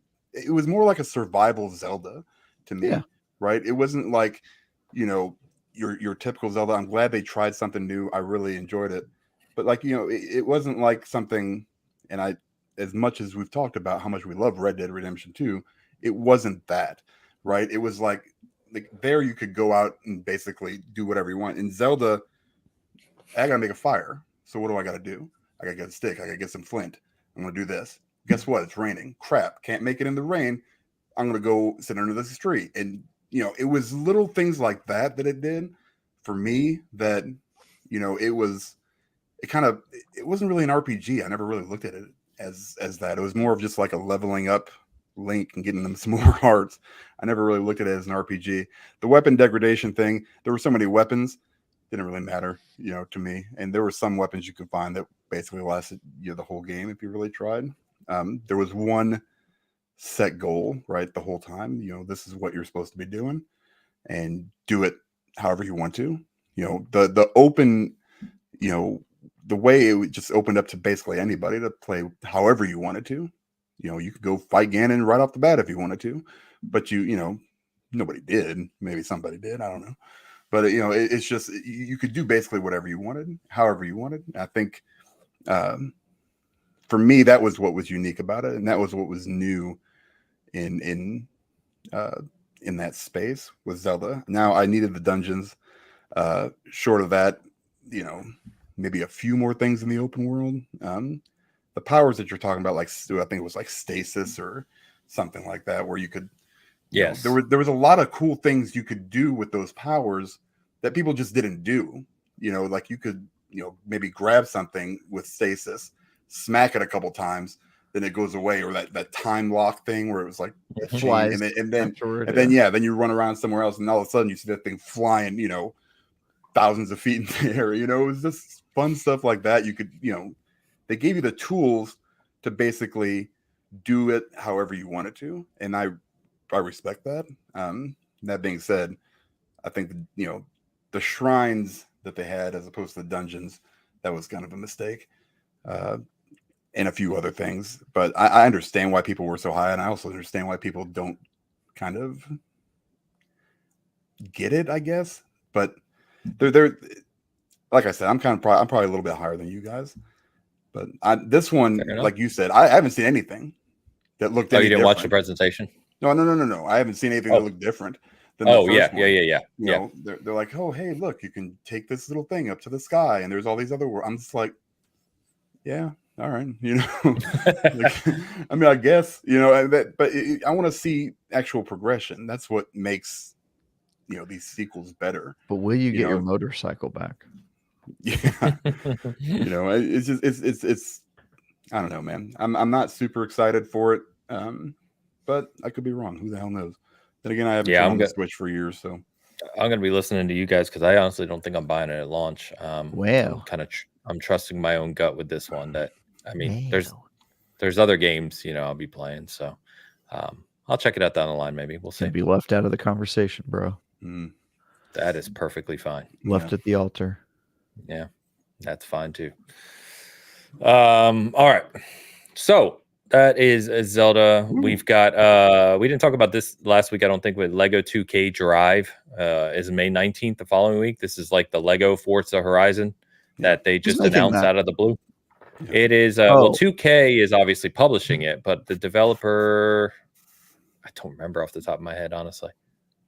Interesting. I don't know if anyone knows. This is gonna be the first Lego game in a while. It's not TT, right? Because they lost the license recently. Yes, exactly. And Lego Star Wars, I don't know if they're maybe they learned from like Forza Horizon's Lego expansion, right, in 4, and they just thought maybe we would turn this into a full game and see what happens. And that'd be cool. I don't know. I guess we'll see. Yeah, it could be cool. We'll see what happens with it. Both of them. They did it twice, right? They did 2 Lego. Just one. They did 2 Hot Wheels. 2 Hot Wheels. That was it. The Hot Wheels one I really enjoyed. Yeah, they're fun. With the dinosaur that tries to eat you. It's cool. And then one which we've joked about, I think a lot of people have joked about, that is coming out here soon, that you know, I guess we'll see how it lands, is Lord of the Rings Gollum. Oh God. Comes out May 25th. It is I read a preview to kind of like educate myself, because some previews came out a couple weeks ago on this, and they basically say it's like a platformer / stealth game, which builds upon kind of some of the gameplay in the Sticks. Shadow games. Right? Sticks, the Goblin game. Yeah, I think people have made that reference. Because I think it's the same developer, right? I believe it is. Wrong? Okay. No, I think you're right. Yeah. So we'll see. The preview I read said it was kind of like charming in a way, but they don't know how it's going to land. And this game is coming out between Redfall, Zelda, and Diablo, Street Fighter 6, and Final Fantasy 16. And it just feels like this one is gonna be one of those games that launches, gets almost no fanfare, and is $20 like 3 weeks later. I would be surprised about the no fanfare thing. I think people underestimate the power of the Lord of the Rings IP. Well, that's the thing. That's the only thing, right? The IP is massive. Does it pull this game up? I don't know. That said, it is the least interesting idea for a game with one of the characters I truly don't care for in Lord of the Rings. This is the complete opposite of Jedi Survivor. It's like, hey, we finally got a good Star Wars game. And then the Lord of the Rings people are like, oh man, Gollum, what the hell did we do to deserve this? You know, I mean, Shadow of War was better. Or Shadow of whatever there was. Shadow of War, is the most recent one. Yeah. I mean, those games are great. I don't know why they stopped making them. Unfortunately, I don't either. I don't know. They still own the patent on the Nemesis system, and they've not used it, which is weird. Yep. I didn't even know you could patent video game mechanics, to be honest with you. That's kind of crazy. That'd be like if Assassin's Creed had patented, open world towers you could climb up and mark the map with. It's crazy. Was that Far Cry? That was Far Cry. Were they the first ones to do it? Who knows? Assassin's Creed. I don't know. No, Assassin's Creed was sooner, because Assassin's Creed 1 you could do that, climb to the top of the tower and then eagle dive to the bottom. I'm pretty sure Far Cry came out before that, though. Maybe. Which one? No, because the old Far Cries didn't have that mechanic though. No, it wasn't until Far Cry 3 that they added that. Far Cry 3, yeah, you're probably right then. But yeah, I've always found that weird. But yeah, this game is probably going to be terrible, and I have requested to review it. Well, it's not far out, so I've we'll see. requested it. We'll see. I said, hey, look, that game is so weird. I have to know. Just give it to me. If it's good, I'll be the first one to admit I was wrong. But man, it looks If you really review bad. it, it's going to I'm be very like excited. the best game of the year. That's basically what's That'd be going I to awesome. hope that if you do review it, it's one of those you get like 5 days ahead of time, right when Diablo hits too. Oh, great. Yeah. Well, Because Diablo reviews will definitely be by then, by late May. True. Yeah. Okay. So Yeah. I'm probably not going to get that one then. Never mind. Damn. It's too bad. All right. So I didn't get into June. We've talked about Diablo a lot. We'll talk more about Street Fighter 6. We'll talk more about Final Fantasy 16. We'll make sure to have Hoeg for that one, of course, because his thoughts will be welcome with Final Fantasy 16. We talked about that a few weeks ago anyway, but we do have a couple PlayStation things to get to. We've got a couple super chats that have been sitting. I want to knock those out real quick. And I asked Sarko in the chat if his super chat meant anything, but he might have taken off at this point. But he $4.99 super chat just says, "Yep. That's it. Yep. All right. Yep." So knowing Sarko like I do, I believe he's just supporting the channel, supporting Extra Life. So appreciate you, brother. Hope you're doing well. Yeah. And then Bo Johan, who I commented about with the season gaming memberships last week. I'll be honest here. $20 super chat, by the way. I'll be honest here. I know very little about gaming, but you guys are fascinating. I'm here to support the supporters. That is the first time in my life that I have been called fascinating. You know what it is? It's like normal people going to the zoo and we're a pen of nerds. And the little placard says nerds, and it has like nerdificus totalis under the Latin phrase, and then it's got like totalis. The nerd in its natural environment is and then we're inside, we're just like talking about like Breath of the Wild, being like, I don't like weapon degradation, Star Wars, and they're just like, wow, this is crazy, honey, take a photo with me in front of the nerdificus totalis, I want a family nerds. That's what it is. Oh man, worth the price of entry. Yes, thank you very much, Bo. I was going to say fascinating is definitely a word for sure. Usually get called satisfactory, something like that. But appreciate you. Yep, Googleman, €5. Remember the Power Glove? It's so bad. Yep. Travis. Do I remember the Power Glove? Oh no. Yeah. Sorry. Gosh, what is that? Things. I believe that is. It's badminton. Badminton. Yeah, badminton. Beaver.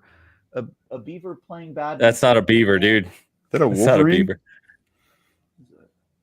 That's a badger. Badger. Thank you. Yeah, a honey badger. All right, so a badminton playing honey badger who's really concerned with preventing forest fires. Yep. Fair. That's a responsible badger. Good on him. That's very responsible. Have you seen that, by the way? Have you gotten to that part in Dead Island? The preventing forest fires guy? No, I haven't. All right. Thank you, Googleman. Appreciate you. Nice. And shout out to Rain Man YYC over on Hoeg channel. He says, don't forget, please do not tap on the glass sign for the nerd habitat. Yeah, please. It distracts us as we're trying to have these very intelligent conversations. And shout out to my man Pampa, of course, who just gifted 5 season gaming memberships over on the SG side. Thank you very much, brother. Appreciate it. All right, back to Kane Hoeg here. Couple PlayStation things, guys. One we didn't get to talk about last week, which is PlayStation VR 2. So when we talked about this late last year with the 4 of us, we kind of were talking about, does this still make sense for PlayStation to pursue? The VR market still seems pretty niche. And then we heard obviously about their full presentation, the price point at $550. And I know that Dan, I don't know where you fell, but Travis and I kind of fell on the camp of it's not that we think this is going to blow the doors off in sales, but it's more important about kind of just allowing PlayStation and other companies to continue to explore new gaming technology and kind of push the boundaries of what's available. Hoeg was definitely on the side of this is a complete waste of time. It's going to fail. This doesn't make sense. Why do this? So the report, if you missed it, that came out was done by Bloomberg. This is not from PlayStation directly, but they estimate that the sales of PSVR 2 at launch, which was about the first 5 weeks or so that it was on sale, were about 300,000 units. And that is probably well under what PlayStation was estimating. They were originally estimating, I believe, around 1 million units in the launch window. I don't know what the window would be, usually maybe 60 to 90 days. So we'll see how this ends up, but it definitely looks like it's not selling as well as PlayStation might have hoped. So I guess the question at this point is, we'll continue to see how PlayStation supports the VR2, what their first party development looks like, if they can get some big IPs over on it. I've really enjoyed it. I still use it regularly. And I really like what it's offering, but it's clear that this sales report was not what kind of supporters of the tech were hoping for. Yeah. So my opinion on PSVR 2 was always that I didn't think the price was that big of a deal, but not having content would be. Like, the lack of content would be the death knell. You need a killer app. Killer apps sell hardware. And if you can get hardware sales, then more developers will flock to that hardware and create for it. And I think there is an appetite to create for VR hardware that is more powerful than the Meta Quest 2. But the problem is that the Meta Quest 2 is very ubiquitous in the VR marketplace, and it is kind of like the Switch in terms of its power. It's very light in terms of power, and a lot of people perceive it as holding back the VR medium. And in fact, that is a sentiment I have heard from developers of VR games. Like, well, you have to make your game able to run on the Meta Quest, so you have to limit what you do, which is not a great thing to hear. It would be like if you couldn't make a video game unless it also ran on the Switch. You know what I mean? Yeah. Like a lot of companies, and we talked about that, right? Like moving. Yeah, but the difference is that games that can't run on the Switch just don't release on the Switch, and that doesn't kill their business. Call of Duty can just ignore the Switch if they want to, and they have in the past, and they're fine. But if you do that in VR, if you make a VR game and you ignore the Meta Quest 2, you literally are dead. Like, you cannot sell your game. There's just not enough people out there buying and playing games on VR that aren't the Meta Quest. And that's a real problem. And so I see the potential. Why do you think that is, Travis? Because it's $300 less. Because it's 300. That is part of it, but also it's wireless. You don't need another console to set it up. You just strap it onto your head and you go. And I think that is such a good experience to the buyer that it's really hard for them to look at a PSVR and go, wait, I've got to get a PS5, and then it's connected to cords, and the cords aren't very long on PSVR 2. That's one of my biggest criticisms of this console. I had to buy an extender because it was just so bad. And I think that's a real problem for it. But that said, the one way you kill the MetaQuest 2 and you advance the VR industry is you make a killer app that's so good that the MetaQuest can't run it, and you kind of blow it out of the water. And Sony seems so far completely unwilling to support their own platform with software. They have no major projects for VR that we know of where their developers are committed to a VR project. They've got small things like Call of the Mountain, which I'm still not done with, and I'm only part of the way through. I'm not either. They got stuff like that, but they don't have their Half-Life Alyx. They don't have any big thing that they're working on to get excited about. And I think that's what's going to kill the platform. Hoeg's problem with it was he thought it was dead on arrival just based on the price. I think you can get over the price if you make killer software, and they just aren't. And I think that's what's going to kill this thing. And I think that's why it didn't sell well. Why would you buy a PSVR 2 right now? So you could rebuy the same games again? Dude, I reviewed No Man's Sky for PSVR 1, and when I plugged in my PSVR 2, they tried to sell me No Man's Sky for the new PSVR. That's crazy. That's crazy. Yeah. It, like, their entire model is nuts. And the fact that they have no major games in development, there's just no reason to buy it. And I think that is reflected in the market. So unfortunately, I think Hoeg's end result is going to be right, but I still maintain that he was wrong about the reasons it's going to fail. It's going to fail because of software. It's 100% the problem, in my opinion. Yeah. From what we hear, Sony has a lot in development. I'm not talking about PSVR 2 in general. I just mean overall, they have a lot, obviously a lot in development. So do we know any VR games in development though? Any studios that are working on? But we don't even know their other first party stuff. Like we know Last of Us Factions is coming at some point that Naughty Dog is promoting, but other than that, I mean, Sony's been pretty damn quiet. And so I don't know. I mean, what I can tell you, like, and I've mentioned this a couple times, is when I did that analysis of the big three, their spend on development outside of core development, so mobile and VR, is larger than it has been in the past. So what that looks like, though, I don't know. And to your point, you can spend a lot. That doesn't necessarily mean quality IPs or games, right? So it's TBD. Absolutely TBD. Yeah. It's dead. I don't know. Yeah, it's a shame because I really do enjoy it. So somebody asked in the comments how long the cord is, like 10 to 15 feet. It's 15. 15 is the answer. The problem with 15 is that if you are serious about VR and you actually want to rig it up to your ceiling and have it dangle down on top of you, that way you don't get twisted in it when you play VR, 15 feet is not enough. 15 feet is nothing. And the Valve Index has a solve for that. One, they have a much longer cord than the PSVR. I think it's like 25 feet. But even if that's not long enough, there's like a very easy place to kind of like put an intermediary. And the PSVR 2 seems almost like it wasn't designed to do that, because reports online, and I'm deep into this because I'm always optimizing my systems, is if you put a go-between, it sometimes will slow down and create lag on your PSVR. And so you have to be really careful about which one you buy. The same thing. In fact, I read that it could even crash it. Like the games won't run if you don't have the right. Exactly. It can even crash it. And so I bought a cord extender, but it's just very frustrating and not user-friendly. And it's a $600 headset. How much more difficult would it have been to give a little bit more lead? I agree. You know? I agree. Yeah. The most I've read, I was reading someone who said they've got it working perfectly, but it was like, I think it was just a 6-foot extender at max, and it had to be a 40 gig per second cable. Like it has to be the top end cable, right, to transfer the data, which is fine. But still, to your point, like there's no reason. My biggest complaint is that it's a fixed wire. You can't take it out of the headset itself. Like I wouldn't even have minded buying my own cable, but I can't even do that. The other thing about it, Ames, is that when it plugs into the PS5, it is a static traditional USB connection. Terrible idea.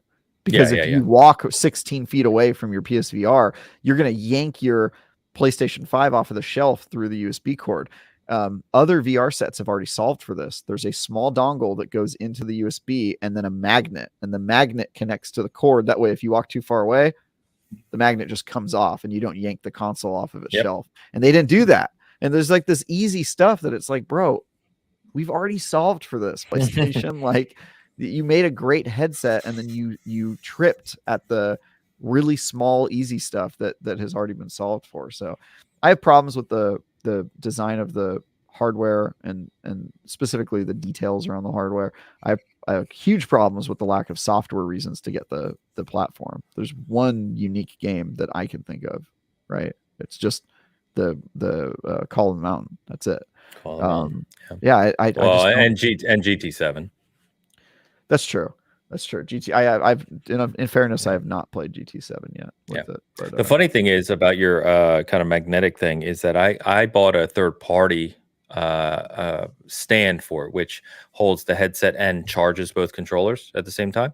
And you actually put magnets on the controllers because it just locks in, and then it just charges and you pick it off. I'm like, if they did it for $30 stand, for the controllers, it would have been like 50 cents probably. Yeah, I want to do that on real quick shout out to a failed Kickstarter called Snaps or something like that. Like 10 years ago, what you guys are talking about, I invested in on Kickstarter. The exact same thing. Magnetic things for your phones. You charge. Failed. Never saw my money back. So if you're out there, Snaps, I'm using this platform to say, kiss my butt. But yeah, it's out there. It's out there for sure. Yeah, I mean, the technology exists. It's not like they had a patent on it and it's dead as a product. It's like it exists already. And Ames is talking about the wireless charging, the contact charging, right? Yeah. And the MetaQuest has a add-on that you can buy that's made by Anker, which is a huge company in the battery recharging space, and it comes with a stand where you replace the traditional port with a magnet and you replace the backs of both controllers. So literally you set them down and it charges, you pick it up and it's wireless. The Valve Index has the magnet for the cord and a much longer cable, and their cable's just also higher quality. And it's like, if you're going to make a $600 headset, why skimp on the easy stuff? Yeah. A magnet, a longer cable. Come on, man. But that's not their biggest problem, though. Again, if they have hardware, none of this matters. If they have great software, none of this matters, but they don't. And that's really what's going to kill this. So I think it's a combination of all those things. I think it's the price in this time, in this economy. I think it's the lack, like you said, lack of software. I mean, the MetaQuest 2, I mean, by that definition, you can't really play. You can play Half-Life Alyx on the 2, but you're not getting like the full experience in your, it's shoddy, and you need a computer to run it. Yeah. So, but it still survived, right? So, I mean, it's people are going to look at something and go, hey, maybe I don't get all the software I want with it, but I can get a really generous selection of stuff for $300, or I can pay $600 or however much it is now, plus buying a PlayStation 5. Yeah. And, they don't have a whole lot of software. It's just, there's so much. I think it's just VR. It's just a very niche, kind of, like you said, Haynes, it's just a niche area in gaming. And I like it, when it's done right. I think there's definitely possibilities out there for it, but until it's widely accepted and something that people use, you're always going to be fighting an uphill battle. And if I'm Sony, do I have my studio start working, to invest in that? They should have done that before they released, having just one game, whatever, Call of the Wild or whatever it was, the Horizon Call of the Mountain, whatever. Yeah. I'm half asleep right now. So it's, they should have had more than just one release, one ready to go. You know what I mean? It's just a mess. It sucks, but yeah. I think part of why I enjoy it maybe more than others is to Travis's point. Like I'm buying some of this VR software that's been readily available for a year plus 2 years, 3 years on other platforms. I'm buying it for the first time, right? So it's new to me.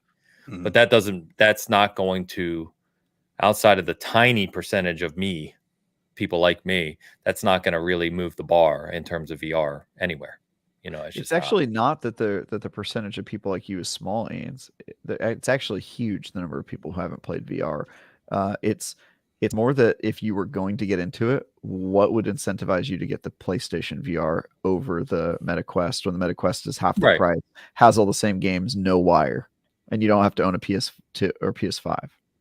It's like, just why would you buy it? The only differentiator I could think of is if they had killer software, and they don't. Yeah, they don't. Kills me. They don't. How long does it take to develop a game? You're supposed to develop it before you release the hardware or somewhere near, in the ballpark. It's I don't understand what's going on. It's gonna be obsolete technology before the next big release is for it. Well. I was just thinking, I don't know why this just occurred to me, but and who knows how sick it would make people. But do you think we see anything relating to Spider-Man in VR? There is it's their biggest IP. They've got Spider-Man 2 coming later this year, which will be easily one of the best-selling games of the year. They've got PSVR 2 that needs a boost. You don't think they capitalize on Spider-Man in some way in VR? If you want a game that will make you throw up, well, that's the only game. There's a No Way Home like free trial thing with Spider-Man where you're on like a roof and you're like web shooting stuff for the PSVR 1. I don't know if it's for the 2, but. You want to talk about people yanking their PS5s off the shelf? Imagine using the cord as the spider web. That's the only game that made me fall down because I was on top of the roof. I turned around and I looked. I was on the edge and I was like, "Oh no!" and I fell down back into my chair. And that was my like kind of welcome to VR moment where it's like you got to really be careful because I don't know what was behind me. I could have fallen right on the floor. Yeah. Luckily.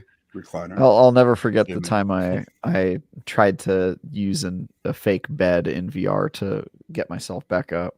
I was like on all fours looking for something on the ground in VR, and then I'm like, okay, there's a bed here, and I tried to push against it to like get myself back up on my feet, and there was nothing there, and I just went conk, and just like ate shit into the carpet. I was like, oh, that's not a real bed. There's nothing there. It's funny how your brain doesn't like, you know what I mean? Yeah. There's a delay in recognition of what's real and what's not. So the other thing I wanted to touch on, because we're kind of along the same type of theoretical success here, is it was reported originally by Insider Gaming, and then a few others kind of corroborated it, that PlayStation is working on a new handheld, a first-party handheld device that will not be native gaming like a Vita, right? But instead be purely stream-based, basically using the remote play technology that they use for PS5. We don't really know any full details about it other than that, but it's supposed to be unveiled by, I believe they said next year, 2024, which is also, according to the report, again, take this as you will also be when they unveil the PlayStation 5 Pro. Shoot me in my face. I mean, if that's true, all right, no. I mean, that's the dumbest thing I ever heard. I mean, I'm not even sure why you go that direction. Why have no native game support? I don't get it. If I want to play my PlayStation 5, I'm going to play on my PlayStation 5. I'm a lazy guy, big old fatty. Really? And I will lay down on my bed. I love, it. Hey, lazy how? What? Elaborate. I'm just a lazy dude. All right. So, show me your McDonald's app. I want to see what tier you're at. I don't know if I believe you. What? What'd you say? All right. He was joking about the McDonald's app. Oh, you know how you tweeted out your McDonald's stats last year? I think about that twice a week. I get so many of those. God. Hold on, wait a minute. I swear to God, I think about that. Top 1% of CVS app reward users in the state of Kansas. I'm in. I know. I can see your portfolio over your shoulder over there. That's your CVS shopping list right there behind you. I got an email that says you're in the top 30 of CVS. Can I just say, I love Ains wearing his hat right now because he looks like Ash Ketchum about to throw out Pikachu. Oh, man. Like he's just got. I'm like I can't do it. I can't do it. I'm not even joking. Look at this, Dan. You're in the top 30 in rewards rankings. I saved $104 in March. All right, so top 1%. I'm a 1%er. I just want to let you guys know that. Great. I'm an app. Travis saved $100 in 1 month. 1 month from CVS app. It's from CVS app. How much was spent to save $100? He's got his whole. He bought the store. He might as well open up a franchise at this point. CVS. It's crazy. So much money. They send me like $4 coupons all the time. So I'm just like, oh well, this is great. I appreciate you, Dan. It's a philosophy that I have started to call dietary nihilism, what Dan's doing to himself. And I think it's, more power to him. Yeah. Anyway, this is a dumb idea, PlayStation. Don't do it. How about that? That's what I was going to say. I'm trying to think of the use case here, and I'm going into kind of career mentality it's tethered here. To the console or it's cloud? No, it's remote play, so it's not tethered in the sense of there's no cord or anything, right? But you need your console though. You're digitally tethered, in the sense of you need the power of the PS5 because the handheld itself is not going to be it's a Wii U basically. Wait, you think you'll be able to use it outside of your house? Because it doesn't sound like it. No, you can't. Yeah, remote play does have a distance limiter. If you're remote playing to your console, obviously you have to be in vicinity, right? Yeah. So now I don't know if it's going to have some type of cloud based as well. No, I think you might just have to be on the same Wi-Fi network. That's how remote play works right now on the PS5. But that's what I mean, vicinity. Yeah, you don't have to be next to your PS5. You could be in a different room though. You could be in. Of course, you can definitely be in a different room. House. It's still done. I see the use case. Yeah. Well, what's the use case? The use case is the same thing that Steam tried to do with that Steam Link. Remember that? Where you'd plug in something into a TV in a different room, and then you could play your Steam games without having a PC there. It's the idea that they made a console that's huge and hideous, and you moving it from room to room is kind of a pain in the butt. So, you got your PlayStation in the office or the gaming area, and you're sitting on the couch next to the Easter tree. I don't know what you guys do. And you Easter play your tree. It grows Cadbury eggs. yeah, I don't know. All right off. Of it. And then you play your PlayStation remote screen. I could see it. No, I don't think it's that good of an idea, but I see it. no. It would only make sense, Ames, if it were $100. If it were $100, it would sell like gangbusters. Yes. Everyone would have one. Right. Well, that's what I was going to say. Like, what does this need to succeed? Like, what does it need to be? Right. It's got to. I think LED, if they've already made the decision that it's tethered to your console, it's got to be on the same Wi-Fi network to work. It's basically just a remote play device. Then I think at this point they're probably just responding to player feedback, because players have been asking like, hey, remote play is a great feature, but we need a device to be able to actually play it on. And so I think if you sell it for $99, every single PlayStation 5 owner buys this thing, and it's a huge success. Yeah. So Carl, what's up, Carl? Good to see you, brother. In our chat here on the SG side. So Carl is kind of our tech expert on the for SG.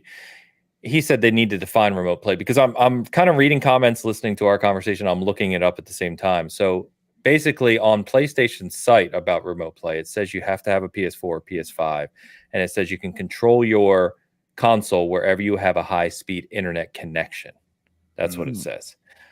So Michael in our chat says remote play does work anywhere. He says, maybe I'm wrong, but I've used remote play Android app to play my PS5 in a different state. He's right. It wasn't a great experience, but it was neat.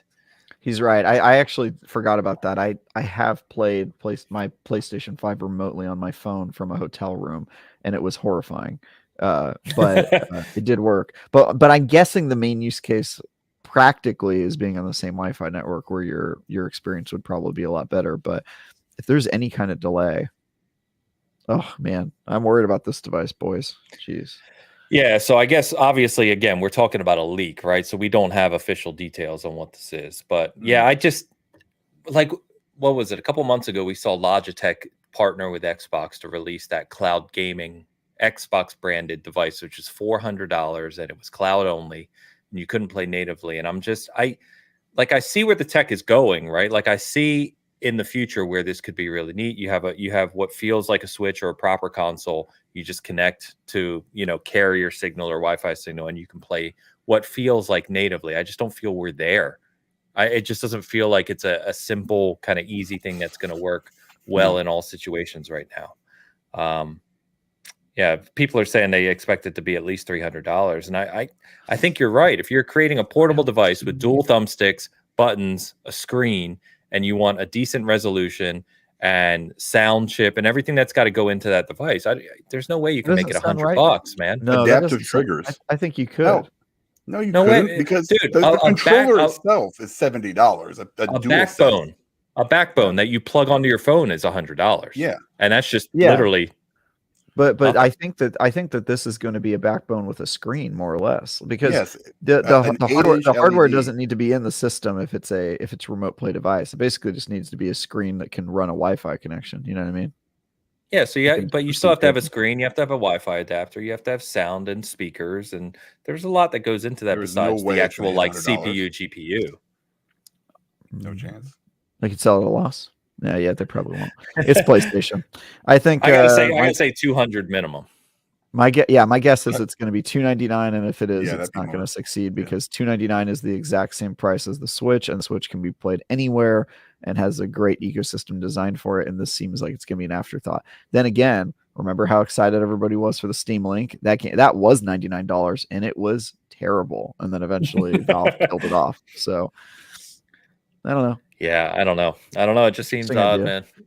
My advice to Sony would be, if it's going to be a tethered halfway remote play console, do not market it aggressively. Make it like a thing where it's there for players who really want it. And it's like, to me, it should be like Microsoft's accessibility controller. It's there, but it's not a main part of your ecosystem. It's just there for the people who need it or the hardcore fans who want it, and leave it. Like, that's it. Don't focus on it a ton, because there are hardcores who will love this device and be like, I love playing remote play, and now you gave me a device that allows me to do that natively without leaving your ecosystem or getting a third-party device. And I bet you they'll love that. But I don't think it has mass market appeal unless it's $99. It doesn't have mass market appeal. I think that's probably very well said. I'd agree with that. Yeah. I'm just reading. I'm reading the reviews for the Android app. 3.4 stars. Constant connection issues. When I'm at home using the Wi-Fi, works great, but the mobile data is extremely wonky. Yeah, it always will be. Well, not always, but I mean, carrier data is throttled. It's all over the place. Yeah, and it changes constantly. So San Francisco has the like the real 5G thing now. So I've played Xbox xCloud on the 5G network natively, and that is actually not terrible. But it sort of reminds me of like where my Wi-Fi was at. You know, I live in a city that's got 10 gigabyte per second internet, but you know, maybe like 5 or 6 years ago, it reminds me of like that level of Wi-Fi back when we had like 1 gig or, you know, something like that, which isn't bad. I mean, it was certainly much better, but you know, that's you know, there's like 8 cities that have 5G, like the actual 5G deployed. It's just not spread out enough to actually be useful. Well, and that's only talking about the US, of course, too. So yeah, in the US, yeah. And then and other countries are farther behind or farther ahead in certain places. You know, I don't know. Interesting. I don't think they can rely on that though. I think it has to work on Wi-Fi, and if they can make that work, then I think a lot of people are going to be happy. But I'm not confident about that. I think it'll mostly be people playing in a different room, right? Like that's going to be the main use case. Yeah, like Carl just said, he said, I had no idea what they're doing, but you could have an instance of your console in the cloud, and console, the digital aspect, then it's just licensing. But again, we have to see how they actually deliver that. Yeah, I guess we'll see. We will see. I think the more interesting comment to me, just theoretically from a market perspective, is the mention that the PS5 Pro is going to be announced next year for end of 2024 launch. So I guess the last question I was going to end with for you guys is, if we get a PS5 and Series X, say late 2024, what's your guys' interest level in those? I'm done with this garbage. I'm tired of the over promising and under delivering crap that, you know, you throw 8K on a box and it's 8K, it runs this. But then a year later you're running games barely at 30 FPS. We got him, Travis. We got him. God, it drives me crazy. But you know what we're gonna do? We're gonna sell a new console that you can do 12K at, but your game has to be super, super pixelated, and you're gonna be lucky if you get 15 FPS. So yeah, us lying bastards, both you, Sony and Xbox, you guys are terrible. Maybe stop, you know, having these expectations that these are the next level of gaming, and then a year later developers are struggling and finding bottlenecks in your CPU, GPU, whatever the hell it is. I don't understand it. I'm not technology savvy. So, you know, just give me my games. Give me good. I paid $500 for each of these damn things, and I'm already getting, you know, excuses and crap thrown out to me, like, you know, whatever that stupid rat game was. I can't even remember. I'm so mad right now. So, and Arkham, whatever it was, you know, the Knights. Gotham Knights. Yeah, Gotham Knights. Knights That's what was it was. not a console problem, though. That was an optimization problem. The studio just did a bad job making that game. They're stupid. Right. Here's the thing, Dan. Drives me crazy.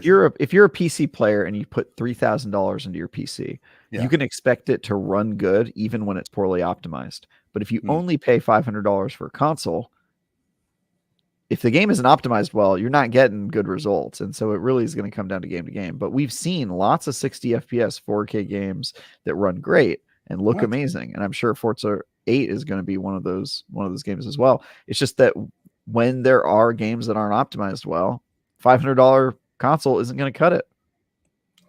All right. So why am I going to pay another $500 for another one that can't do it? You know, I already got one that does that or doesn't. You know, I mean, again, it's going to vary based on developer, right? Some developers will, I'm sure, meet the promises that they say their console can do, because it's true. Their consoles can do that when they're optimized, but you can't control for Gotham Knights. You can make your console as powerful as you want. Even on PC, that game had frame rate issues for people that spent, $3K on a rig. Sure. So I think there's nothing you can do about that. But I understand your frustration as a consumer who just wants to be able to plug box in and make box go burr. Yeah, I get that. Mm-hmm. Exactly it. I get that. Yeah. But for $500, man, your mileage may vary. That's all I got to say. Yeah. It was $500, and it was another $500, and it was another $500. Now it's gonna be $600. Look, Dan, take all the money you saved to CVS, and you'll be good to go on a PS5 Pro. Yeah. Have you never bought a cell phone, Dan? It's the same, right? What? A cell phone, same thing. I do less on my cell phone than I still buy them. It doesn't matter. You buy this point every year. Yeah, that's my point. I don't get one every year. When mine, every couple of years, you do the upgrade, and then you go, this is basically the same thing. I mean, that's because they don't do much. It's more like I use it for Twitter and calling people, right? This is all I need. It could be a flip phone for all I care. That's it. Nobody comes out and says, hey, this is going to run Twitter at 70 FPS or whatever. No, it's just Twitter. 70. Why did you pick 70? FPS. It's been 70 ever since Elon took over. I had like a Galaxy S7.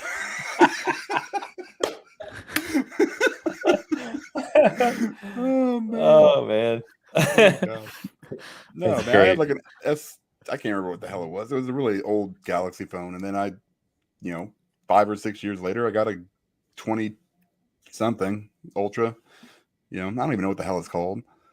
But, it's just, I'm just tired of right before, the X and the PS5 release, it was a really big push. I think Xbox had just gotten Bethesda. And then, when they came out and they're like, oh, we can do 8K, 60 FPS, we can do this, this, and this, and this. And then it's like, yeah, you could. But you're also going to be playing a Mario game at 60 FPS, from like the Nintendo, from like the original NES. That'll run at 4K at 60 FPS. There's one game I think that runs at like 8K, 120 FPS, The Tourist or something like that, or I can't remember exactly what it's called. Yeah, a little pixel game. It's actually a fun game, but that's fine. But come on now. I want some. I was thinking this was going to be different. I don't know. I see what you're saying. Expectations were too high.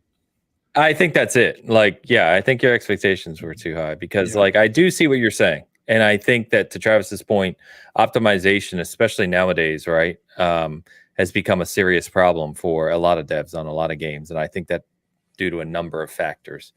But at the same time, there's a lot of good experiences on Series X and PS5 right now that I cannot have anywhere near on an Xbox One or PS4.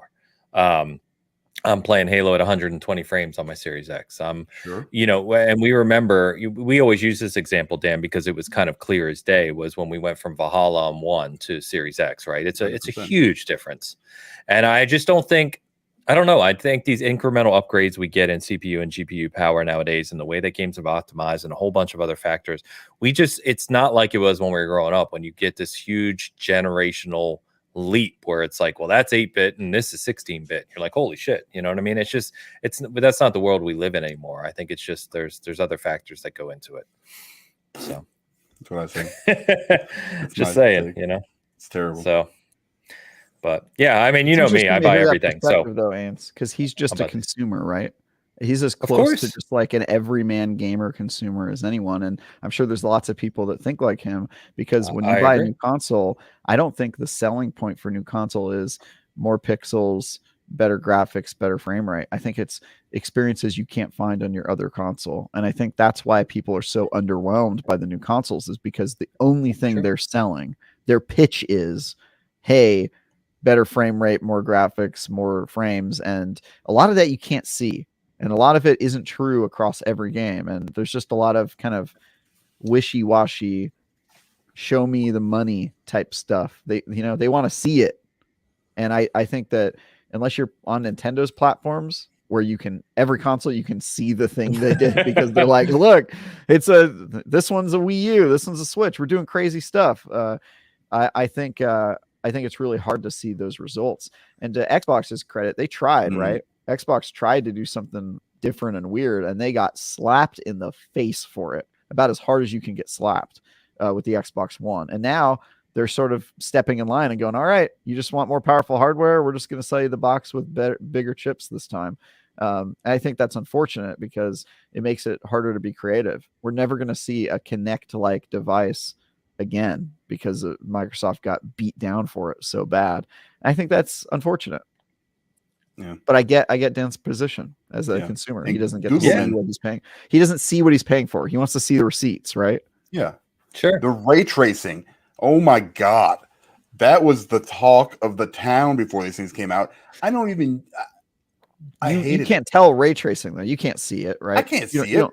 Yeah, exactly. It's like, oh, hey, look, there's reflections on the water. Well, there's reflections on the water over here. Valhalla looked so much different when I went to 60 FPS, but that's also a last gen game, right? And so it's kind of, it's got the upgraded treatment, which if the new consoles couldn't handle that, then we would have an even bigger problem. It's going forward where we're getting, a Plague's Tale because it's got to have a certain rats per second, as opposed to the frames per second. Dude, don't mess with RPS. RPS is the true measurement. I don't care. I don't care. I want to see that moving. You haven't played that game though, so I have played that game. I played the first 2 levels, and I stopped playing it because I was like, "Were you amazed by the amount of rats though?" I don't care about the rats. Were you hurt by the frame rate though? Were you hurt by the frame rate? My frame rate was 30. No, that's what it was. If you were playing performance mode, it was 45. Game I was playing just recently. 45. Or somebody came 45, out and said unless you're playing on the Series S. No. I wasn't playing on the Series S. Can I offer you some teraflops? It was 45. It was 45. I think it was 45. 45, exactly. Right? Yeah, it's still different. Still enough where I can notice the difference. Here's the thing. Yes, you can. All right. I saw one game that I can't remember what it was. It was supposed to be coming out, and they were like, yeah, it's probably just going to run at 30 FPS on these new consoles. I'm like, that's so it's just, I don't know, man. It like rips my heart out. It's just like, God, I hate you guys for saying this crap. Well, Gotham Knights did that. You got to push it, and these developers are trying to get and make better games. And like you say all the time, Travis, unique experiences. That's fine, right? But like, then do it. You've got this more powerful hardware. This is why I'm kind of happy to see. But here's the thing. Here's the thing, Dan, is that the game that you were pointing to as something you didn't like is doing the exact thing that you're asking for. That's like, no, I don't care about a Plague Tale. A Plague Tale gave you a unique experience you couldn't get on the other console. That's why it wasn't available on those consoles. An original Plague Tale. No, original Plague Tale didn't have anywhere near the amount of. It was peppered with rats. They didn't get to fully realize their vision. And that's what they got to do with Plague Tale Requiem. So I say that's great. And also, Dan, I believe some people when they tell me they can see differences in frame rates, but I don't believe 100%. You don't even know what I look like. Your eyesight is not good enough. And so I don't believe that a man who the last time he drank water was 6 years ago can see the difference between 45 and 60 FPS. I just don't buy it. It's true. I 100% can. I know. It's all in your head. Maybe it is. You're taking placebos, bro. It 100% could be like a huge tumor or something. I don't know. But all I know is that I feel like we got sold, basically snake oil, and it's garbage. And now you're going to come out a year later and be like, or 2 years later and be like, hey, look, we're going to have this pro version. It would be 4 years later, but what? Yes. God damn. Really? 2020 for Series X. And PS5. My God. All right. Yeah. Nevertheless, still 4 years later, and I'm going to pay for some kind of stupid incremental upgrade. And here's the worst part. Like, if you want to make those games, maybe the Series X can do it. But like, if you want to go back and say, okay, now you have for example, a Plague Tale, Requiem. Can I just say it's Plague Tale? I don't give a Plague. crap. There's no S. It's one letter. It's like daylight savings. Now you can run it at 60 frames or 120 frames on this new one. They probably have to go back and fix that or optimize it correctly or whatever it is. I don't know. I just feel like we were kind of lied to, and maybe not lied. That might be a strong word, but we were sold the false bill of goods. How they said, and just like, hey, here's. I can pull out my box right now and show you the AK sticker on it or whatever it says on there. It just drives me absolutely crazy. And then They think it's okay just to come out Dan, next year. What model of 8K television do you own? I own no 8K television. Yeah, exactly. Shut up. Like you're not even you. Even I'm just saying, why even put it on the box? Why would you put it on the box? Because it could run 8K. They didn't know what games people were going to develop for it, but if you actually made they an 8K knew what they console, were developing for it. It's terrible. You give these companies too much credit. No, I don't, because they said when they were marketing the console that it could technically do 8K, but that 4K was going to be the standard, and they've met that standard. All the games are in 4K. Yeah, so were the ones back in the Xbox One X. They were 4K no, they too. were not. There were some 4K games back then. There were some 4K games, but that was not the standard. That was in fact, everybody complained about how there weren't enough 4K games back then. That was the worst. That was the worst one. When I bought the One X, I was just like, the One X. Yeah, that was terrible. The One X was a stopgap because they couldn't do the new console gen yet. Yeah, man, I agree with that. Reamed on that one. I think a lot of people did. It's like boom, oof. It's like, I have an 8K television, by the way. I just want to put that out there. Yeah, I'm ready. I'm 8K ready for when that happens. Well, you'll be good in about 10 years. I have a 72-inch television that runs 8K. That's insane. Yeah, I am insane. It's my work. I have to do it. That's fun. 8K is meaningless right now. Meaningless. I know. But if you're going to invest in a new television, last year, that was when I got it, and it's for your work. And when they do get 8K, you're going to have to run it because you have to capture at the highest fidelity possible. I don't really have a choice. Is it a Vizio? Hell no. It is LG, sir. Oh boy. You paid too much money for that TV. It's going to tell you that right now. I paid $0 for that TV. Okay. Work expense, baby. Well, that's all right then. Thanks, IGN. I paid a lot of money for my TV. I know how much you paid for your TV. Papa Ziff. Damn. That's IGN's parent company, for those who don't know. Ziff Davis. Yeah. All right. I think we've run that one into the ground. So, Dan, just to summarize, you're buying a PS5 Pro, PSVR 2, and PlayStation handheld all next year. Yeah. It's all going to be on the list. Nope. Godspeed. Yep. I mean, think about it. That's $1,200 a month, and I'm saving at CVS. So, I mean, I could probably pull it off. $1,200 a year, you mean? A year. A year. I'm sorry. Yeah. A year. Yeah. So a month would be something. I'm working on it. You add that and McDonald's, you never know. Yeah. I don't pay full price for anything ever. It's a ridiculous thing to do. Craziness. I'm gonna do a TED talk on that later. Put it up on a Dan talk. Yeah, Dan talk. Dan talk. Yeah. Let me tell you guys how to save some money. All right. We have been. I didn't realize we've been going for this long on this lovely Sunday morning, boys. But funny conversation. It's been good just hanging out and BSing about all kinds of topics today. Chat, thank you for hanging out with us. I hope you had a good time.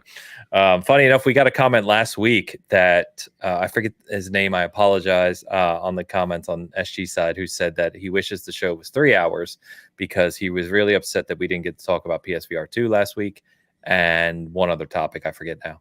And I said, realistically, it's just too much. It's too difficult to try and do a 3-hour show every week, especially when Hoeg is with us. And, Hoeg's still in recovery mode at the moment, too. So, yeah, Hoeg's got about 3 hours a day where he's conscious. So, or not rehabbing. Yeah, exactly. Yeah. So, anyway, thank you for everyone hanging out. Loved it. Hope you're having a good weekend. Let's go ahead and kind of wrap up here. Travis, you want to shout anything out, man? Dead Island 2 review coming out soon. Meet Your Maker review live now. Did I do other reviews? Yes, I've been reviewing games constantly. You can see them. Just type my name, Travis Northup IGN, or ask Alexa. I found out you can ask her who I am, and she'll answer the question, which is kind of interesting. You can ask Bing too. What's that? Oh, you can? You can ask Bing too. Cool. Yeah. I've got content coming out this week that I can't talk about, but follow me on Twitter at TyGuyTravis if you want to see it.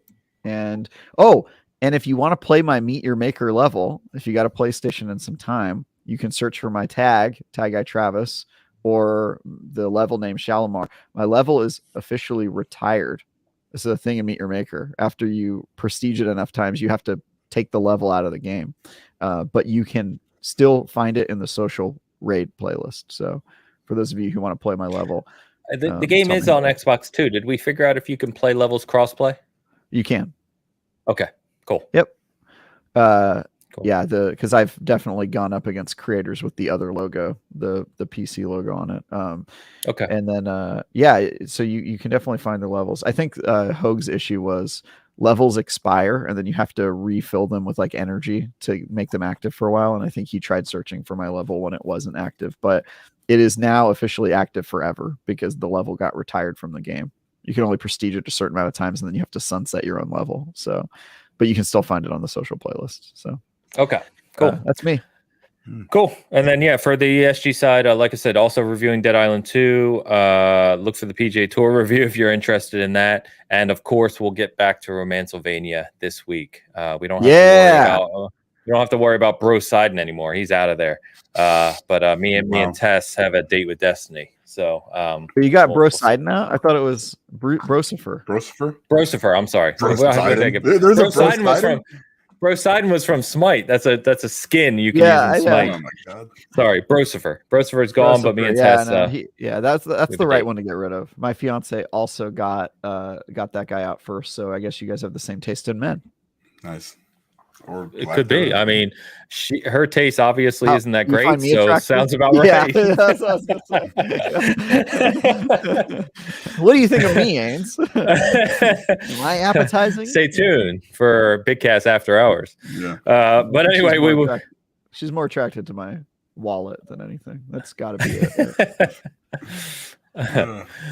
All right, boys. Chat, you've been awesome today. Thank you, as always, all our audio listeners. Thank you for tuning in lately. Thank you for anyone who super chatted today. That'll get over to Extra Life this week. So thank you for that. And of course, we will be back next Sunday. Dan, I believe you are out next Sunday. Is that right?